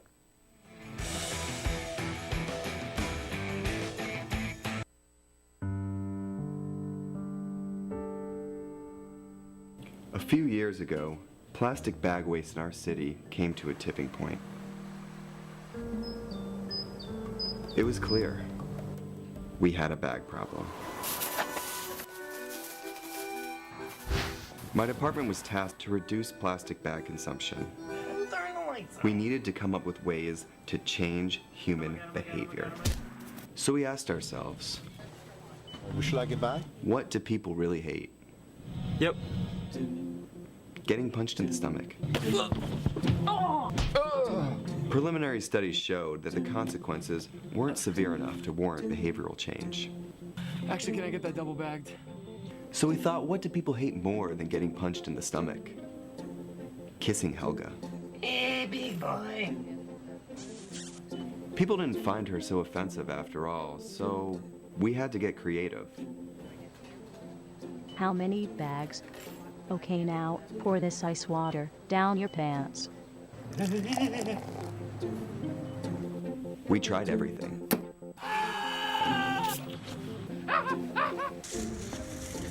Eat this rat. Defuse this bomb. Even fighting your clone. After blowing through millions of dollars of government funds on research, I came up with a brilliant idea. Why don't we just charge 5 cents per bag? That's a stupid idea. Would you like a bag? Yes. 5 cents a bag. 5 cents? 5 cents? Do I still have the option of getting punched? Honestly, I don't know how everyone else missed it. Why don't you just get a reusable bag?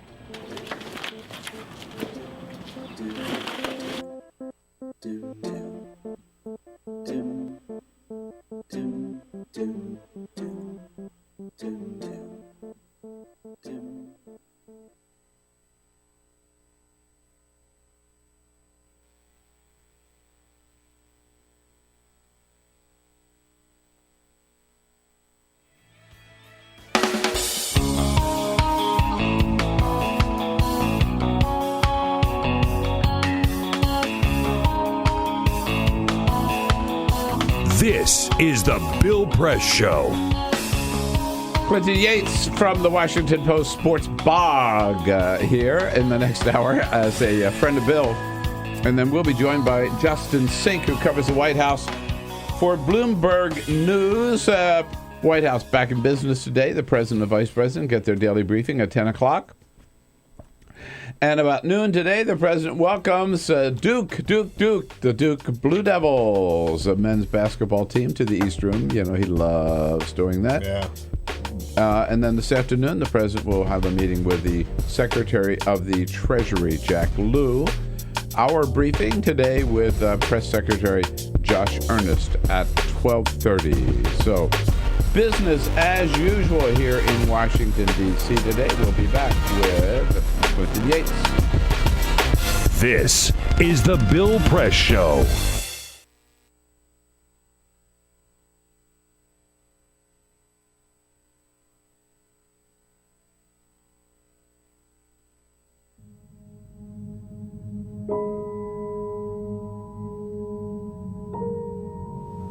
The hardest moments for me is when I'm laying awake in the middle of the night and I'm thinking about all the times I made a pitcher of Kool-Aid with the water, or I boiled a pot of corn or potatoes with the water. Those thoughts just stick with me in the middle of the night, and I feel horrible as a mom that I didn't know that something was wrong, but how could I have known? There's no way I would have known. The spill at Dan River happened when a drainage pipe that ran underneath an ash basin and dam collapsed, sucking out 6 decades of waste and spewing gunk directly into the river.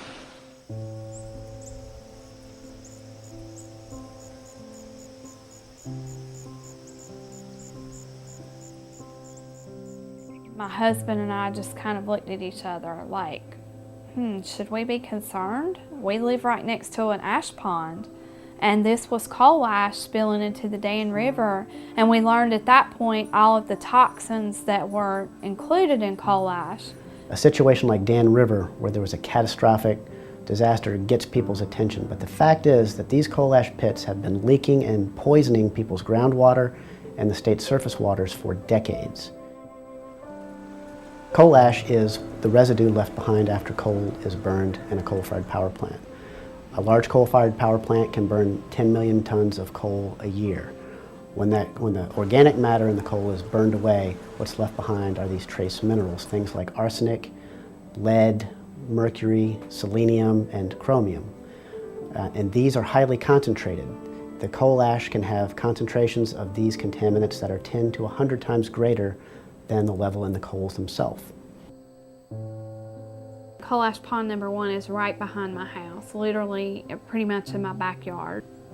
We were approached by a neighbor who was wanting to have their well tested, and we decided that maybe we should have ours tested as well. They found hexavalent chromium at 4.5 parts per billion. So in talking to the residents, we have discovered anecdotal evidence of an extraordinary number of cancers for this fairly small community.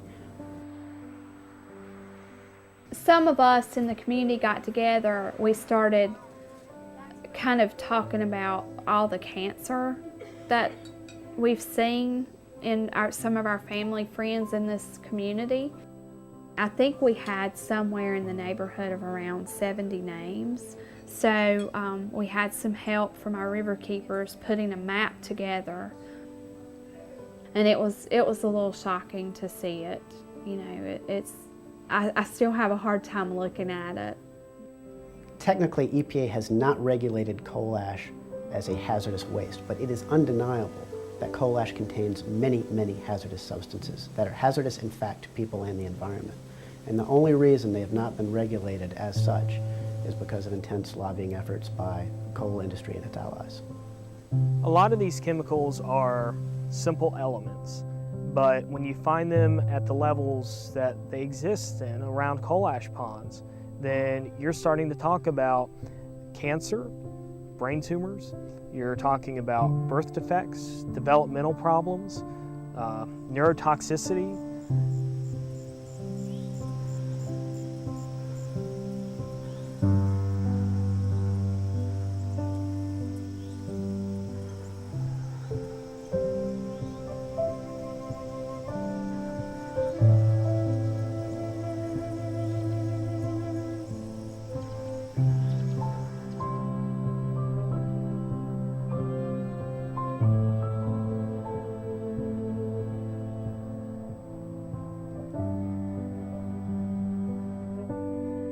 We began to look at legal options, cases that we could bring in court to protect communities and their citizens from these toxic leaking time bombs.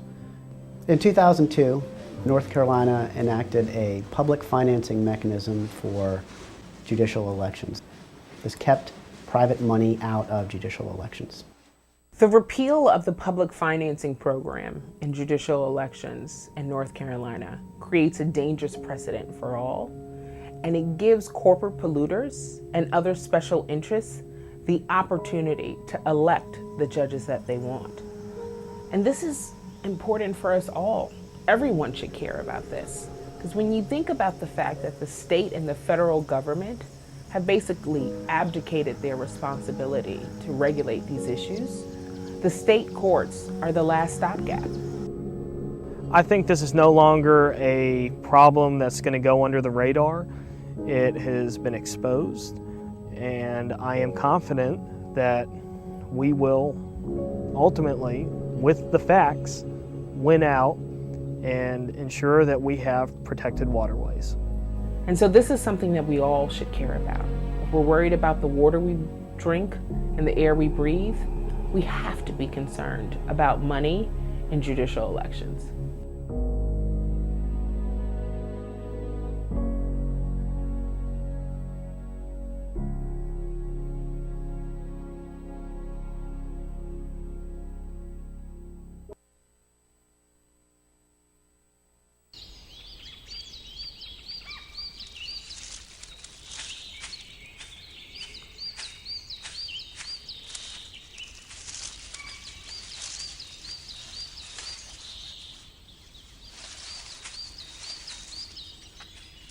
At Earth Justice, we defend the environment in the courtroom. Join our fight. When you take a seat, you take a stand. Earth Justice, because the Earth needs a good lawyer. The average text takes your eyes off the road for nearly 5 seconds. At highway speeds, that's enough time to travel the length of a football field. Stop the texts, stop the wrecks.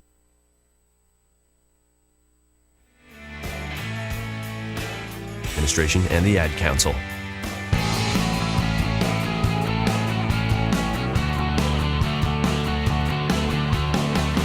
Broadcasting around the nation, on your radio, on your TV, and online. This is the Bill Press Show. A day late, maybe, but brothers and sisters, happy Labor Day. Yeah, we celebrate with all of you around the country. Good morning, everybody. The day after, Tuesday, September 8th, it is the Bill Press Show. Here we are. We're in Washington, D.C., but we're there with you everywhere in this great land of ours, on your radio and on television, on your local progressive talk radio station, and on Free Speech TV worldwide on our video stream, youtube.com/TawkrTV. And I'm getting a little nervous today because every time I look across the desk, there's somebody who sometimes is sitting in this chair when I'm not here. And I have a feeling they're closing in on me today. Earlier it was Igor Volsky, and now it's Clinton Yates, frequent guest host, good friend with the Washington Post Sports Blog. Hello, Clinton. Nice. Hi, Bill. Everything. End of summer. Yeah, it's good. I was saying off here, I'm glad it's get your stuff together season, and I'm glad summer's over, so the news cycle can repeat, and right? Finally get moving, right? And people can start answering phone calls again. Yeah. August in D.C. is bad news time for journalists, man. There's nothing it sure going is. on. Yeah. We managed. We survived. We survived another August. Right, you can at least harass somebody now and be like, I know you're back. You know what I mean? Don't ignore me. Stop. Yeah, don't give me this. The blow off at the beach. Exactly. Good, right. And you know the team here. You work well with them. Peter Ogburn and Jamie Benson. Hello, guys. Here we are. Good morning. Good to see you. New kid on the block today. Joshua Lefkowitz is here taking your calls at 866-55-PRESS. Doing a good job. And Cyprian Balding, we depend on him, our videographer, to keep us looking good on TawkrTV and of course, YouTube. Free Speech TV and TawkrTV. You want to take my place? No. It's fine. Everything is good. All right. What language do you speak? What language do I speak? I actually speak 2 languages. I speak English and I speak French. All right. Did you know that? No, I didn't. No, you didn't know that, did you? Right. See, that's why that joke setup doesn't go very well. But you can't speak French in this country because Sarah Palin won't allow it. She was asked yesterday if she agrees with Donald Trump about, English only. Right. Here she says. You want to be in America? A, you better be here legally or you're out of here. B, when you're here, let's speak American. I mean, let's speak English, and that's a unifying aspect of a nation is the language that is understood by all. Why was she saying that? You're American, speak American. I mean, she's a problem. I don't know why people put her on TV I anymore. thought the GOP would have put her somewhere where she couldn't say things like that anymore because, the quicker we get to these races and the more she's out there, I mean, it's embarrassing. This doesn't help Donald Trump. Speak American? Speak American. We're That's America. ridiculous to speak say. American. Wow. That's embarrassing. That reminds me of a moment. When I was doing TV in L.A., met and got to know pretty well Milton Berle, great Uncle Milty. Uncle Milty. And he told a joke one night about he was at the Beverly Hilton Hotel, and he says, I was so angry. I walked into the hotel, and there were 2 guys on the street corner speaking Farsi. And it just pissed me off. And he said, I walked up to them and I said, don't you realize you're in America? Speak Spanish. That's a funny joke. That's a good joke. In California, it worked. Yeah, sure. Everybody got the joke. Makes sense. Clinton here with us for the whole hour as a friend of Bill, Justin Sink, comes in from Bloomberg News a little bit later in the hour. But first, Peter. This is the Full Court Press. Just a couple of other stories making news. Let me ask you a question, Bill. All right. Last night for dinner, did you go out or did you cook? Neither. We ordered out. Okay. All right. So that's ordering out. Did you cook or did you eat out? Ate out. All right. Jamie, did you cook or did you eat out? I cooked. Okay. All right. Well, this is interesting because for the first time, 2015 will be the first year since we started keeping records that more Americans dine out than actually cook at home on an average, right? If you Really? look at how many nights a week people eat out versus cooking at home, more people are eating out than cooking at home. It's the first time that that's ever happened, the first year that that's ever happened. And you know who's to blame for this? Millennials. That's who's. Sorry, guys. They say that. Yeah, thanks a lot, Jamie. Well, they say that millennials view dining out and eating as a social opportunity, right? Like, Yeah, it makes sense. absolutely. Well, it is. It is. It totally is. But there are now more accessible options to go and sit down at a place to eat that doesn't cost you quite as much money. Right, and if you don't have kids, it's not like it's the only time you get to spend with the people. You know what I'm saying? Yeah, So, like, exactly. yeah. So, I mean, I'm That not makes sense. against this necessarily. Right. It's No. just interesting. We're not cooking as much as we used to for dinner. We're eating out more.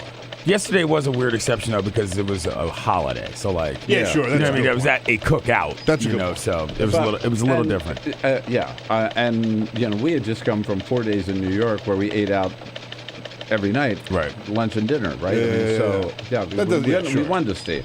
Yeah. We eat it out often, Yeah. but more at home. We do takeout often with the kids. Do you do the blue aprons? Do you do the? I don't where do they- the blue aprons. where they send the food to you. I'm trying it this week for the first time. Are you really? So By the way, we'll report cousin back. of mine did Blue Apron, and she said it was the worst experience she ever had.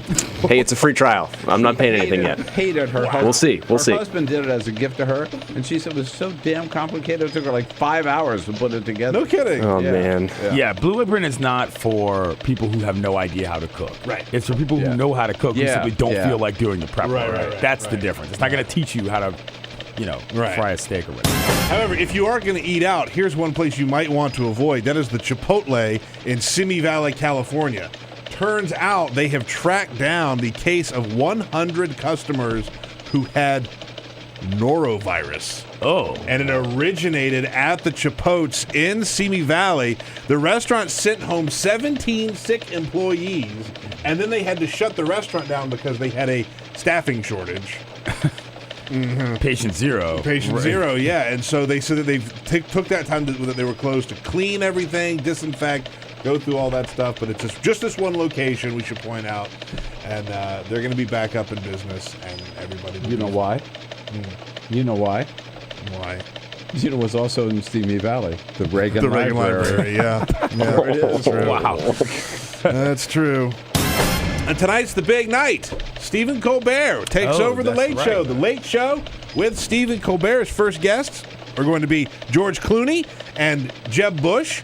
Musical guest tonight will be Kendrick Lamar, and they say that there will be lots of special guests who are going to be dropping by. His band, by the way, is going to be led by Jean-Baptiste, a New Orleans musician who is going to be taking over there, and his band, Stay Human, is the name of the band. What do we think about that show? I think it's going to be great. I think it's going to be great, too. Are you concerned? I'm concerned about the character break. I know. You know, like, I don't, I mean, am I going to just listen to Steve Colbert, like, just talk? Like, I mean, you know what I'm saying? Like, I don't know that. I mean, his personality was so outsized. Right. I'm sort of concerned that it's going to be boring. I mean, but he's smart, but it's going to be different. Here's what I could see happening is he does play this sort of smug character very well, which I think he will bring with him. Okay. The smug part of it, right? Not necessarily the political part. I do, too. And let me tell you, I've never seen such good and so much advanced publicity for any show. Yeah, they're doing pretty well. Even here, the spots all over. And in New York over the weekend, my God. everywhere you look. Billboards, buses. Wow. I mean, everything. Blowing it out. The thing I like all out. The thing I like most of all about this is it is sort of cut from the same. His style is cut from the same cloth as Letterman, right? Irreverent, weird, out there, willing to try weird things, even if you know they're not going to work. Exactly. Which I'd take any day over just standard monologue and stuff like that. But I must say, if I wanted a really fun, lively, guest for the first show, Jeb Bush would not be on my list. That's a weird You thing. know what's interesting? He Donald also, Trump would be on my list. Right. That's would be seems to be more. Like later on this week, he has. This is what Colbert did with his show. Is he has the CEO of Uber on as a guest? Yeah. Who would never be on a late night show. Right. For there would be no point. But I can't wait to see what Colbert does with that. Huh. Because he usually makes those pretty good, or used to on his old show. Right. He's got the head of Tesla on too, Elon Musk. Yep, Elon Musk. Yeah, I'd love to. Biden's going on. Bernie's going on. Mm-hmm. Bernie, there you go. All right. Let's see. 15 minutes after the hour now. Thank you, Peter. All right, Clinton, we want to get into some serious news of the day, but first, what happened to the Nats? Ugh. Oh. We count on you, man. Look, the Nats are in a bad place right now. They're 5 back. You were at the game yesterday, I was at the game right? yesterday. Did you tell them any stories about how it went? It was hot out. It was hot out. It was hotter than I thought it was going to be. Yeah. But they were up and down yesterday. Well, Yeah. Scherzer gave up 3 bombs. He gives up 3 solo homers, and then they're playing stupid baseball as well, cutting off throws that could be getting guys, taking bad routes to the ball. First play of the game. Yeah, Lost first the ball play in of the the game, sun. lost the ball in the sun. Jason Worth lost the ball in the sun. And it was one of those plays where he's tracking back, and you're thinking, he's not going to catch that. Because he was looking so casual, and then just sticks his glove up, and it falls 3 feet over his head, and he's just sort of waving in the air. He just sort of took a blind stab, and you're thinking, it's September.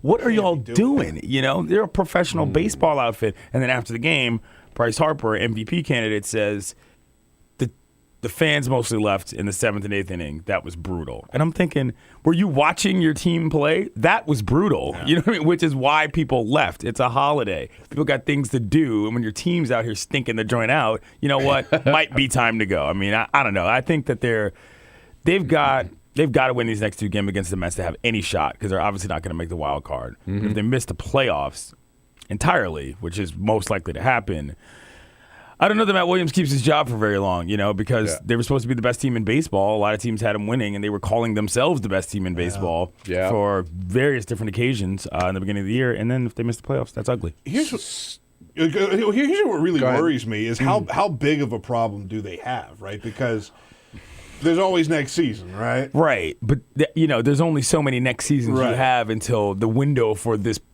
group of players closes. And with guys like Harper and Strasburg, Scherzer, of course, is $210 million worth of pitcher, but if the team has to sort of break up because you can't just be paying everybody gazillions of dollars to stay around forever, it's going to be a tough spot. All right. Speaking of Williams, the Williams sisters up today. That is classic, right? Storybook almost. Tennis. I was looking up the stats of how many times they've played, and I was just reading a story, and it was talking about just their U.S. Open meetups, and it was like, oh well, they faced each other in finals in the U.S. or whatever, like 5, and it was just going on and on and on, and I was like, my God, I forgot how many times these two have actually played each other in high level matches. They're both phenomenal. I mean, Serena obviously the more the star, but Venus is good in her own right. Absolutely, Just to get there. I think the last time they played, the one time, the best match they probably played against each other was in, I think, 2008. And it went like 7-6, 7-6. You know what I mean? It was a full-blown, like, we were both really, really going for it. But I think tonight's matchup is going to be, I hate to say it might be the last time you see the two play. I mean, Venus has been on the downswing for some time. That's not to say she's not a very great player, but Serena's obviously an ascendant player in a completely different realm at this point in terms of And when the two of them get out there on the court, I mean, they're sisters, but they both really want to win. And they don't talk for the week. I mean, that's sort of the whole deal, is that they just, because they're obviously friends, but when you're playing that week, it's like you can't just, you're not going out to eat, as Peter would say. You know what I'm saying? You're not going out to eat with your sister the night before. You're just not talking, And so it's always interesting to see how they how their body language relates to one another when they're on the court, because they haven't probably seen each other or talked to each other in a long time. So it's like, oh, hey, it's one of those weird things, but it always makes for a great match. And I'm certainly going to be watching. This is definitely a point-win television in my life for sure. Yeah, absolutely. How about Serena ranking? I mean, when we're looking at not just female tennis players, we're talking about tennis players of all time. Serena moved earlier this summer from me. Deion Sanders is my favorite athlete of all time. Serena ousted him as my favorite athlete of all time just because her dominance. She's so dominant. Is so, you can't, you watch her, just beat the crap out of people, and it's fun. You know what I mean? Like, it's one of those things in tennis where when somebody's really good, it's fun to watch them win. It's a little different than with team sports because obviously there's just one person, and so it's sort of a different psychological approach to being a fan, but I am a monster fan. You look on my Twitter. You can follow me on Twitter at ClintonYates.com. My banner photo is a picture of Serena balancing a trophy on her head. That's a fact. Yeah. All right. We'll take a quick break here with Clinton Yates, and we'll be right back. Your call's welcome at 866-55-PRESS. Your progressive headquarters for the 2016 election. This is The Bill Press Show.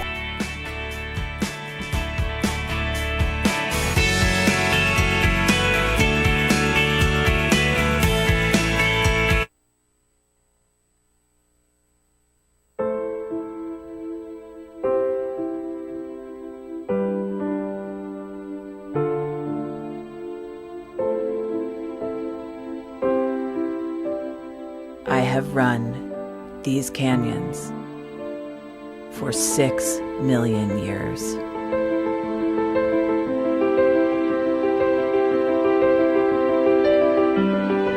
I have traveled from the Rocky Mountains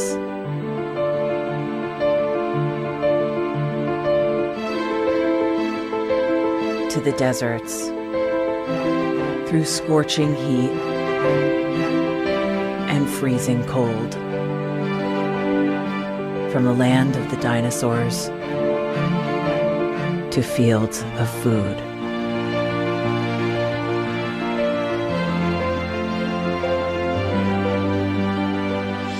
I lend my hand to 7 states, 2 countries, 9 national parks, and 36 million people across an arid West.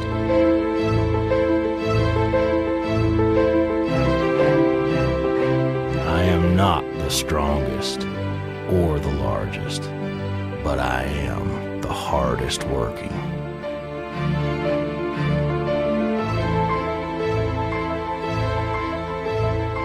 People love me.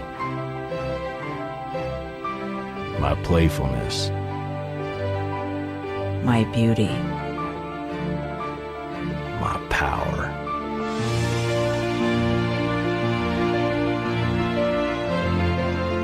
my life.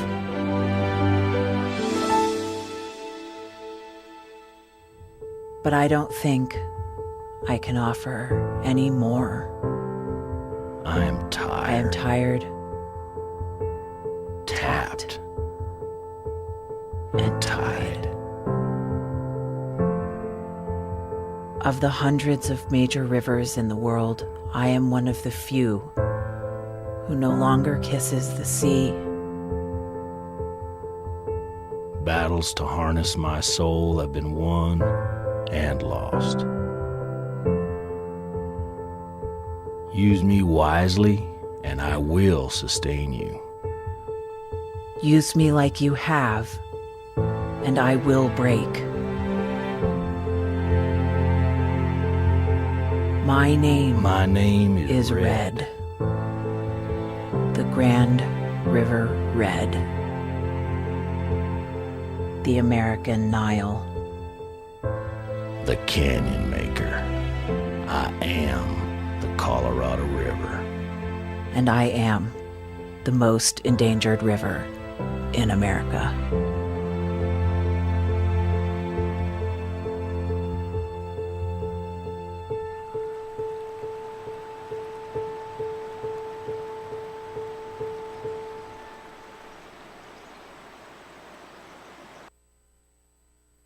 So, I'm kind of new here, but I've noticed a trend. My human does this funny thing where she goes around and gets all my toys, and then she hides them in that basket by the door. You know, but it's always the same basket, and it's always in the same place. And then she acts so surprised when I find them, but, you know, she's putting them in the same basket. Again. It's like, hello? That's where you put it last time. You were the worst at hide and go seek.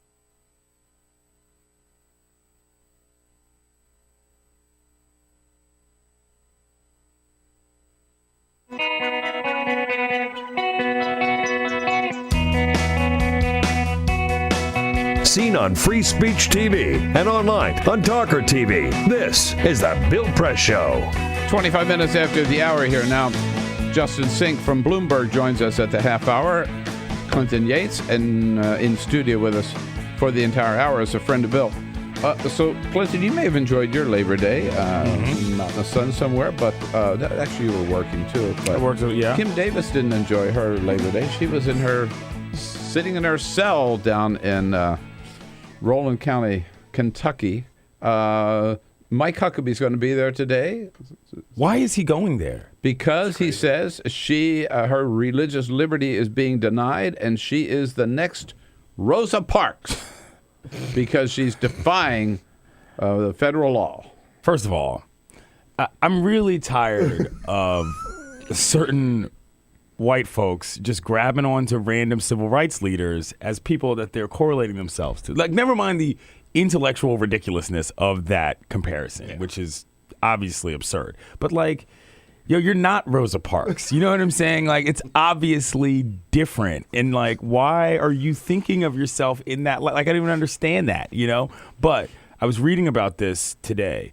The legal mumbo jumbo in that case is stunningly bizarre. Like, all of these different stays and motions about whether or not the license is, like, the judge presiding over that, this guy Bunning, who is Jim Bunning's son, you know, is apparently a complete fool and has just been ruling various things all over the place, confusing the hell out of everybody to the point that some of the people who got licenses might actually have them annul, whatever the word is, because this woman's signature isn't on them. And so, like, it's not over for those that contested her because of the way the judge handled it, which is a whole other layer of crazy legal mumbo jumbo that I know nothing about. But I was reading about it and I was like, this is mystifying. Like, I have no clue of what's actually going on in this case. But the idea that this woman is elected to do her job, and her job is just to grant a marriage license, right? Right. And then she refuses to do her job, and then Huckabee says, well, the Supreme Court decision doesn't mean anything. I don't understand that. Unless every state says, no, we agree with the Supreme Court, so therefore we'll adopt that in our state. That's not true. That's wrong. Right. Yeah, that's patently false. That is wrong. That's not how the country works. And what's interesting is that you've seen a couple of things where if you line up what this woman believes with, let's just say, an ISIS supporter, and you just do what we call blind resume, it's amazing how similar Taliban. Some of these things are. And it sounds harsh, but it's kind of true. That's right. It's frightening. I mean, take the violence away. I mean, we're not, those are separate, advocating violence. But the ideology. In terms of whatever my faith tells me, whatever my religion tells me, I can do and without any consequences and get away with it, right? That's what they said. Right. There's no difference. I said this last week between her and the Taliban, or her and ISIS. It's Kentucky Democrats, man. It's a totally different. She's a Democrat, by the by. You know what I'm saying? But it's a totally different situation. It's like they forgot that things changed in the 60s, and you're like, get it together. Bill is rethinking everything now. Wait a minute. You didn't know that, did you? No, that she's a Democrat? Yes. Oh, my God. Get your people, Bill. Get your people. I repudiate her. No, she ain't a member of my party. All right, Clinton Yates will make room here for Justin Singh coming back. This is the Bill Press Show. This is my computer. This is your computer. Let's go on the internet. Let's go. Click it. Yes. Okay. I cursor in between the R and the E. Pressing dot, I want you to just push the period. She's gonna love me all over again. That's it. Jamaica, here you come. Here we go. Good job. Thank you. Thank you. And I did it by myself. Feel smarter. So, I'm kind of new here, but I've noticed a trend. My human does this funny thing where she goes around and gets all my toys, and then she hides them in that basket by the door. You know, but it's always the same basket, and it's always in the same place. And then she acts so surprised when I find them, but, you know, she's putting them in the same basket. Again. It's like, hello? That's where you put it last time. You were the worst at hide and go seek.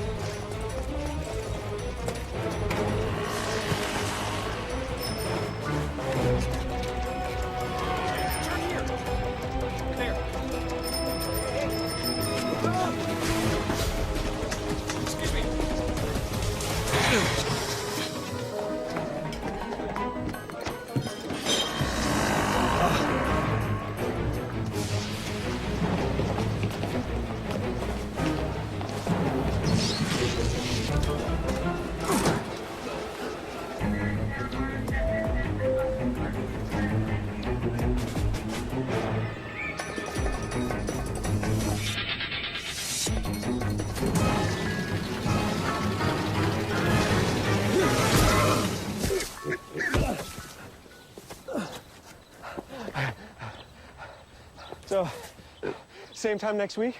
Well, of course. Put away a few bucks, feel like $1 million. For free tips to help you save, go to Feed the Pig.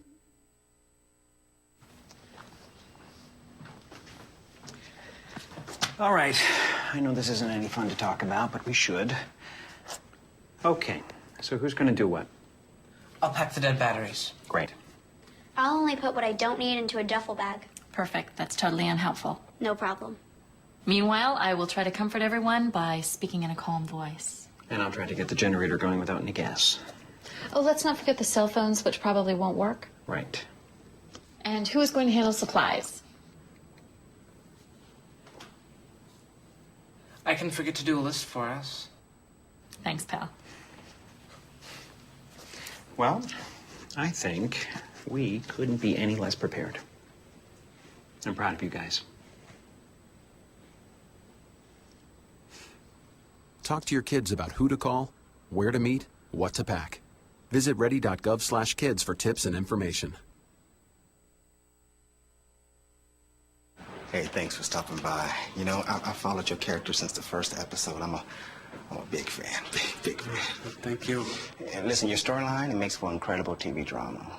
Thing is, your drug use is very adult content. Too adult for the kids. So I'm gonna have to block you. Oh, man. Yeah. Well, have a good one. You're a nice lady.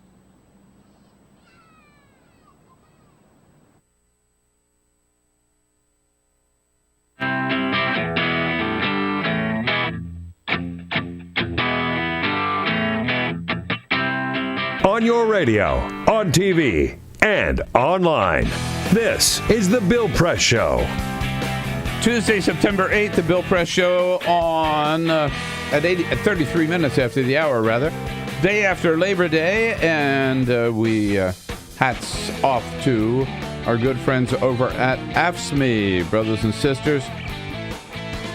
The largest public employee and healthcare workers union in the entire country under President Lee Saunders. They're making America happen. You can find out all about it at their website, afscme.org, AFSCME.org. We salute the good members of AFSCME and thank them for their support of the program. Clinton Yates is here from the Washington Post Sports Bog as a friend of Bill. How do we find you? Find me on Twitter at Clinton Yates, or you can just go to WashingtonPost.com/Clinton Yates. All right, there you go. When he's not filling in as a guest host here on the Bill Press Show. And we're joined now by our good friend Justin Sink, covers the White House for Bloomberg. We hang out at the White House briefing room together. Hello, Justin. Hey, thanks for having me. Just back from Alaska, if you please. We were just talking about Sarah Palin, so. Yeah, right. Did you see Sarah Palin? We saw no Palins. We saw no grizzly bears, so it was a bit of a disappointment. But we did see whales and puffins and glaciers and the Arctic Circle, so I cannot complain about that trip in any way. Polar bears? No polar bears.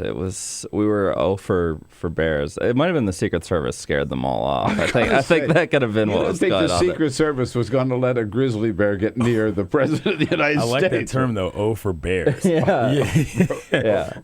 Now this seemed to me a long trip and a long stay in Alaska for not a lot.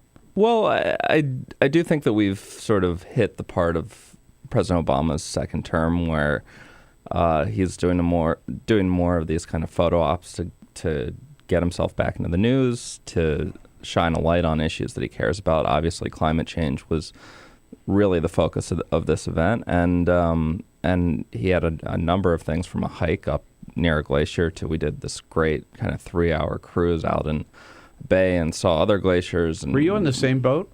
No, so they had a kind of flotilla of many boats, but we were close enough that a couple times he was able to kind of shout back. And at one point we saw there was a glacier that had parts of it had broken off into the water, and he was kind of pointing at these icebergs, telling us they were as big as a Costco, which is apparently.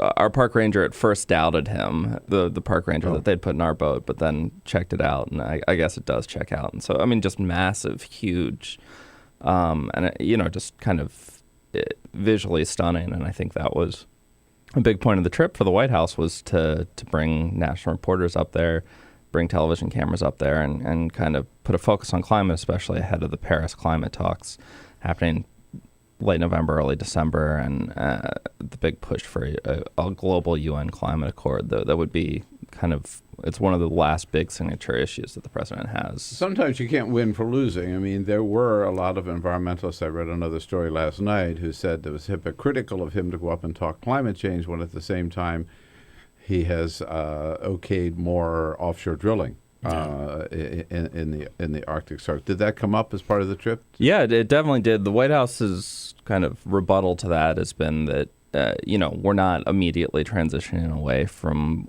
oil and gas. So this is something that's still part of the mix in the American economy. And they're trying to move the ball forward while also keeping energy prices down and sort of keeping Alaska, which is, the economy is incredibly reliant on oil and gas. That's total. Yeah, I mean, it's like 90% of their state budget comes from oil revenue.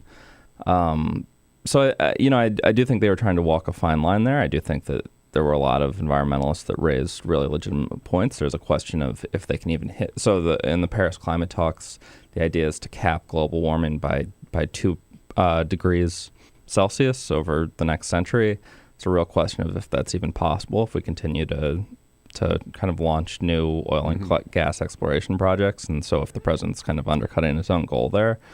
But, there were also, I think, a lot of people on the other side saying that the president should open up more of Anwar, should open up. There's this mine called Pebble Mine up there that would be the largest gold mine in the world. And the mining industry has really pushed for this as something that could really boost the economy up there. But the EPA has banned it out of concern for the environment and fishing in the region. And so I do think the president was trying to kind of strike a balance there, and how effectively he did it. I mean, I think there were people upset on both sides, which I always find for when I'm writing a story. It's usually the sweet spot of I mean, I think he did a pretty good job. I mean, again, you got to think about what people think about Alaska. Yeah. And most people, I mean, again, I hate to keep bringing up Sarah Palin's name, but I mean, you think about polar bears and Sarah Palin, and the specific issues that exist with oil, like you talked about, and all the other things.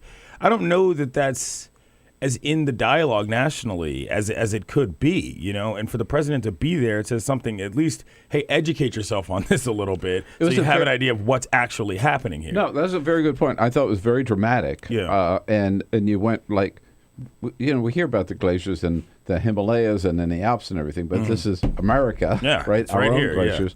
And I remember that some of the video I saw that they showed one sign, it was like 2 miles, like the glacier had been there. Yeah, and then exactly. It was like 2 miles from where the glacier was today. Yeah, that made a point. It's significant. That was on the hike, and it was so they'd put the year on the signpost, so it'd be 1928, and you'd look how far the glacier had receded in less than a century, or you'd get even closer. It'd be 1970 something.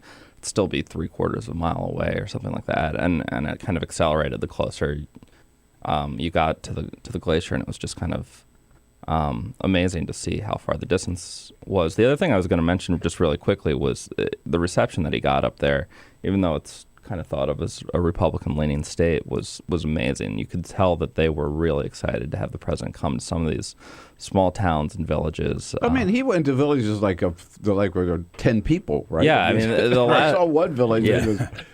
The last village we were in had a population of 3,000, and I think over 1,000 people were at the speech that he gave at the high school, and I think everybody else in the town was out on the motorcade route. And, we get used to going to places like New York and San Francisco where everybody just kind of shrugs when he goes by. And so it was really interesting to see.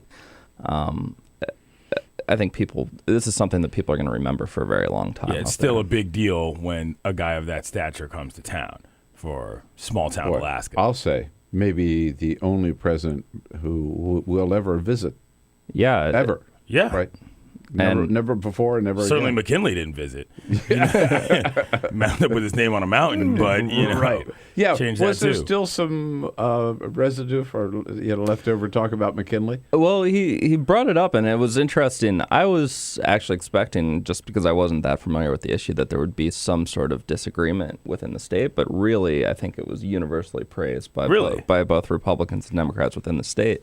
The objection seems to be from Ohio, where President McKinley was from, and they kind of have this tie to having this mountain named after him, and so it did not really seem to be a partisan issue within Alaska. I think the state of Alaska, as far back as 1975, had changed the name.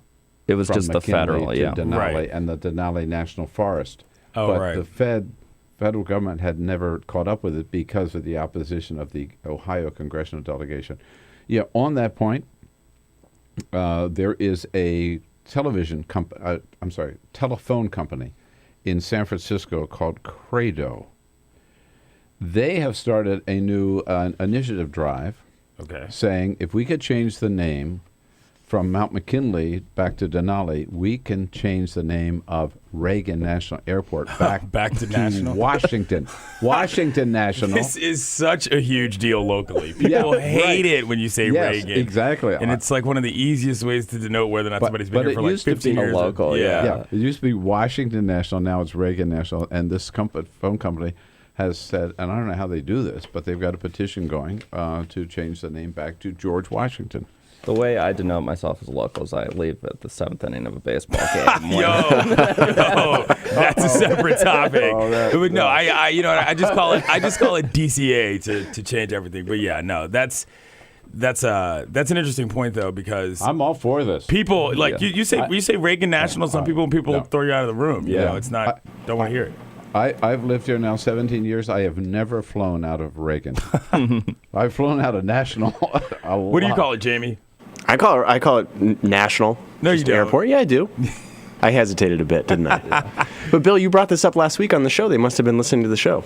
Maybe this was early last week. I've been bitching about it for a long time. But I also notice now when you're flying into National that it sort of depends on the airline or on the pilot. That sometimes they'll say Reagan and sometimes they'll say still today National. I think they realize. I'm not flying as many planes as you are, Bill, so I don't really know. I don't have that experience. But I think they realize if they say Reagan that they might get a response from people on the plane. Lots more going on at the White House. President, this is maybe the week for the showdown on the Iran deal. Justin Sink will give us a count when we come back here with Clinton Yates on the Bill Press Show. Chime in anytime you want at 866-55-PRESS. Like politics? Then like The Bill Press Show on Facebook. This is The Bill Press Show.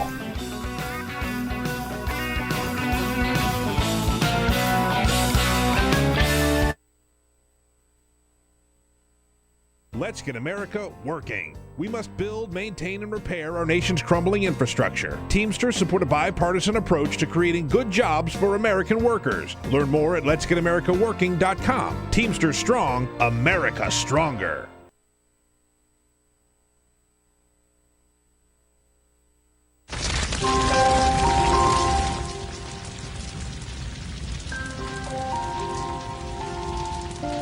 A single ember that escapes from a wildfire can travel more than a mile.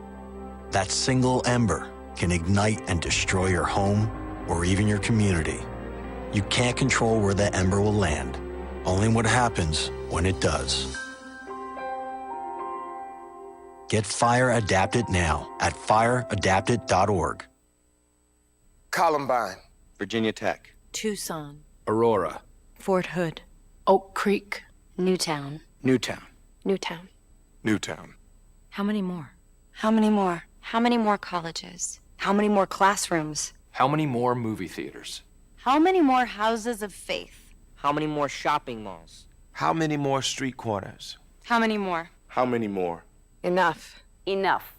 Enough. Enough. Demand a plan. Right now. As a mom. As a dad.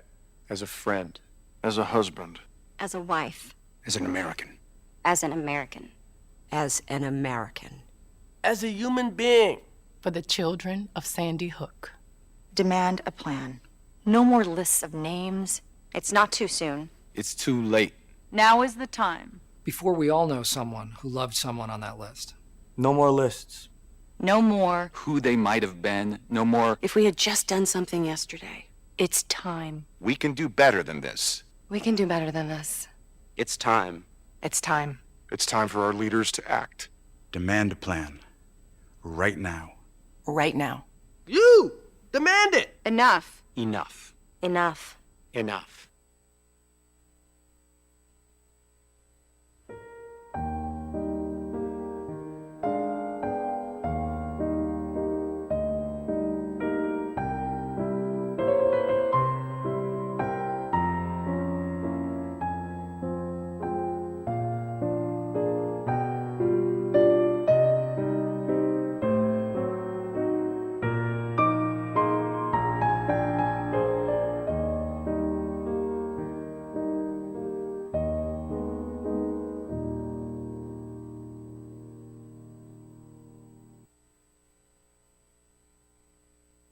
The average text takes your eyes off the road for nearly 5 seconds. At highway speeds, that's enough time to travel the length of a football field. Stop the texts, stop the wrecks.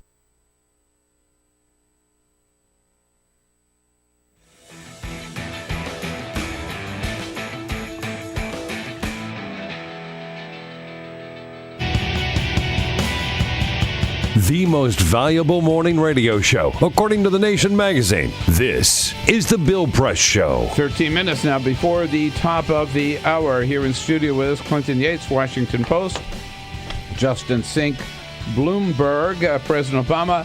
He's been, I'll tell you, you were mentioning earlier, Clinton, that it was a slow summer, which it really was from a news point of view. But the White House machine never stopped in terms of building support for the Iran deal. I mean, Justin, I don't know, since I've been there, I've never seen them pull out all the stops the way they did on this Iran deal. Yeah, this White House especially, I think, if you're going to take one kind of substantive knock on them, that really, I think, resonates across town, it's that they have not done a great job of outreach with Congress, that lawmakers frequently feel frustrated with Democrats as well. Yeah, exactly. With the access to the president and his top aides on an issue. I think they really flooded the zone on the Iran deal. They had, the president was inviting people to the White House and working the phone sort of constantly on the deal. They had everybody in the White House has kind of made a pilgrimage up to Capitol Hill to talk to different lawmakers, and they were especially worried that something like what happened with Obamacare over the summer back in 2009, I think it was, would happen with this Iran deal, that members would go back to their home districts, hear a lot of criticism, especially since opponents of the deal were spending heavily, especially in kind of heavily Jewish districts, and so they were worried that was going to happen. They managed to get the votes that they needed for the veto, and now the push is on to get to 41, which would mean that the president didn't even have to veto the bill. He's at 38 now. He's got 3 more to go. Let me ask you, though, former Vice President Dick Cheney, he's supposed to speak later today. Where is he at this stage on the influence scale, in your opinion, in terms of what he, what not only just what he's going to say, but who's going to actually listen to him? That might be sort of critical in this vote. Yeah, I was a little surprised, actually. So this morning, the White House released a kind of pre-buttal video in which they took a bunch of clips of both Vice President Cheney making predictions about the Iran war and Republican commentators like Megyn Kelly sort of criticizing some of his takes. You mean like we'll be greeted as liberators? For instance. And I was surprised that they did that, just because I had sort of thought that while Cheney retains popularity with sort of the Republican base, that those were the type of lawmakers and voters that the White House just assumed they had no chance of getting. And so I was actually a little surprised that they took the effort to sort of do a pre-buttal on this. But I think maybe the idea is that the White House sees Cheney actually as an advantage for them. So if they're able to really paint opponents of the war, as they've been trying to do for some weeks now, as the same sort of hawks that got us into Iraq. Right. That really kind of bolsters their argument. And so I think the White House might even be trying to elevate Cheney and elevate his remarks later today because they see it as productive. So he serves him. Right. Yeah. Right. Right. Turns out backfired. Which is sort of classic Cheney in a sense. Yeah, right. So they have. We're going over the list. I think there are 5 Democrats still left: Gary Peters, Maria Cantwell, Joe Manchin, Ron Wyden, and Blumenthal. Richard Blumenthal. They got to get 3 out of 5 to get to 41. Yeah, we're expecting to hear from Joe Manchin this morning at some point. He has said some favorable things towards the deal in the past, so assuming that he kind of sticks with that, we'd be down to needing 2 votes to get to 41. And truthfully, this is sort of, it doesn't have a huge import at this point. They've got the veto-proof majority that they need, but it would be politically helpful for the president to be able to say Congress couldn't even pass a resolution sort of disapproving of this deal. We were able to convince enough lawmakers that it wasn't smart to tear up this deal. I think it would help him both as he tries to sell the deal domestically, but also internationally. We know that some allies that were involved in the deal have been a little spooked by Congress and the sort of reception of the deal here in the U.S. And I think. But the other big issue looming is budget talk. The budget end of the month. Yeah, correct? exactly. Right. And some Republicans still want to shut it down.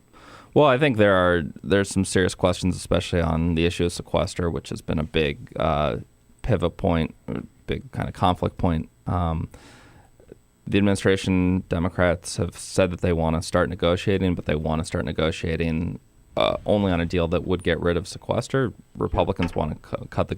Could you just believe that? Just speaking politically, right? The suicidal move of shutting down the government. Listen, every time I hear the word "shut down," my brain shuts down. You know what I mean? Because like I don't want to deal with that again. You know, and think that this is still a strategy in the proverbial sheath. It's just like, what are we doing? You know, it's amazing that this keeps coming up the way that it does in the manner that it does, and it's tiring. You would think a lesson had been learned. Right. Well, what's actually interesting is the last shutdown that we had was immediately followed by the sort of Obamacare disaster. So Republicans did not pay a political price for that shutdown. They actually went and gained seats, and the president was the one who emerged kind of hurt because of what happened with the rollout of the website there. And so I don't think that in the way that maybe 10 years ago in the wake of what happened under Clinton, I don't think that there's that same sort of fear among a lot of Republican lawmakers that this is going to really hurt them. I think they can get away with it. Right. Hey, Justin, great to see you. Thanks for coming in. Thanks so much for having me. See you at the briefing later today. See you. Clinton, always good to see you here, man. Either in this chair or that chair. I appreciate it, man. All right. Glad to be here. Anyway, good to have you here. And I'll be back. I get the parting shot coming up next. Follow us on Twitter at BP Show. This is The Bill Press Show.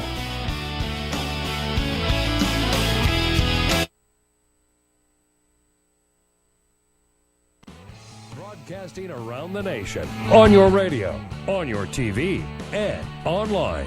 This is The Bill Press Show. Hey, friends and neighbors, what do you say? Good morning. Great to see you this morning. This is the Bill Press Show. We're coming to you live from our nation's capital, Washington, D.C., bringing you up to date on all the news of the day, whether it's happening here in our nation's capital, around the country, around the globe. Coming to you live on your local progressive talk radio station, on Free Speech TV, and worldwide on our video stream, TawkrTV. Events in the nation's capital. Hi, everybody. It's Bill Press. This year marks the 10th anniversary of doing the Bill Press Show, every day covering the news of the day with the nation's top newsmakers, either on the line or in our studio right here on Capitol Hill in Washington, D.C. Not only that, I go to the White House briefings every day to get answers to the top questions of the day. Bottom line, if it's happening in Washington, D.C., either at the White House or the Capitol, we are all over it. Every day, we welcome to our studio political leaders and reporters and labor leaders and newsmakers to help us understand the issues of the day. You know, we started out as a radio show only, but over the years, we have branched out to all forms of the new media. So today, we're not just a radio show. We are podcasting, streaming audio, streaming video, and we are simulcast live on Free Speech TV nationwide. reaching out to 40 million households on Free Speech TV, in addition to hundreds of thousands on local radio stations and online. AFGE is so proud to be associated with this show and looks forward to being working with Bill and this show for a long time. Bill Press is the right man at the right time with the right message. And thanks to the Bill Press Show, we get our message out to thousands and thousands of people every day. Thank you, Bill Press. The Teamsters are a proud partner with Bill Press on his show, telling the truth about what's going on with working families. Tune in. Yes, it's been a fun and exciting 10 years so far for the Bill Press Show. We're looking forward to many more with all of you, broadcasting live every morning from the nation's capital. On your radio, on TV, and online. This is the Bill Press Show. Let's get America working. We must build, maintain, and repair our nation's crumbling infrastructure. Teamsters support a bipartisan approach to creating good jobs for American workers. Learn more at letsgetamericaworking.com. Teamsters strong, America stronger.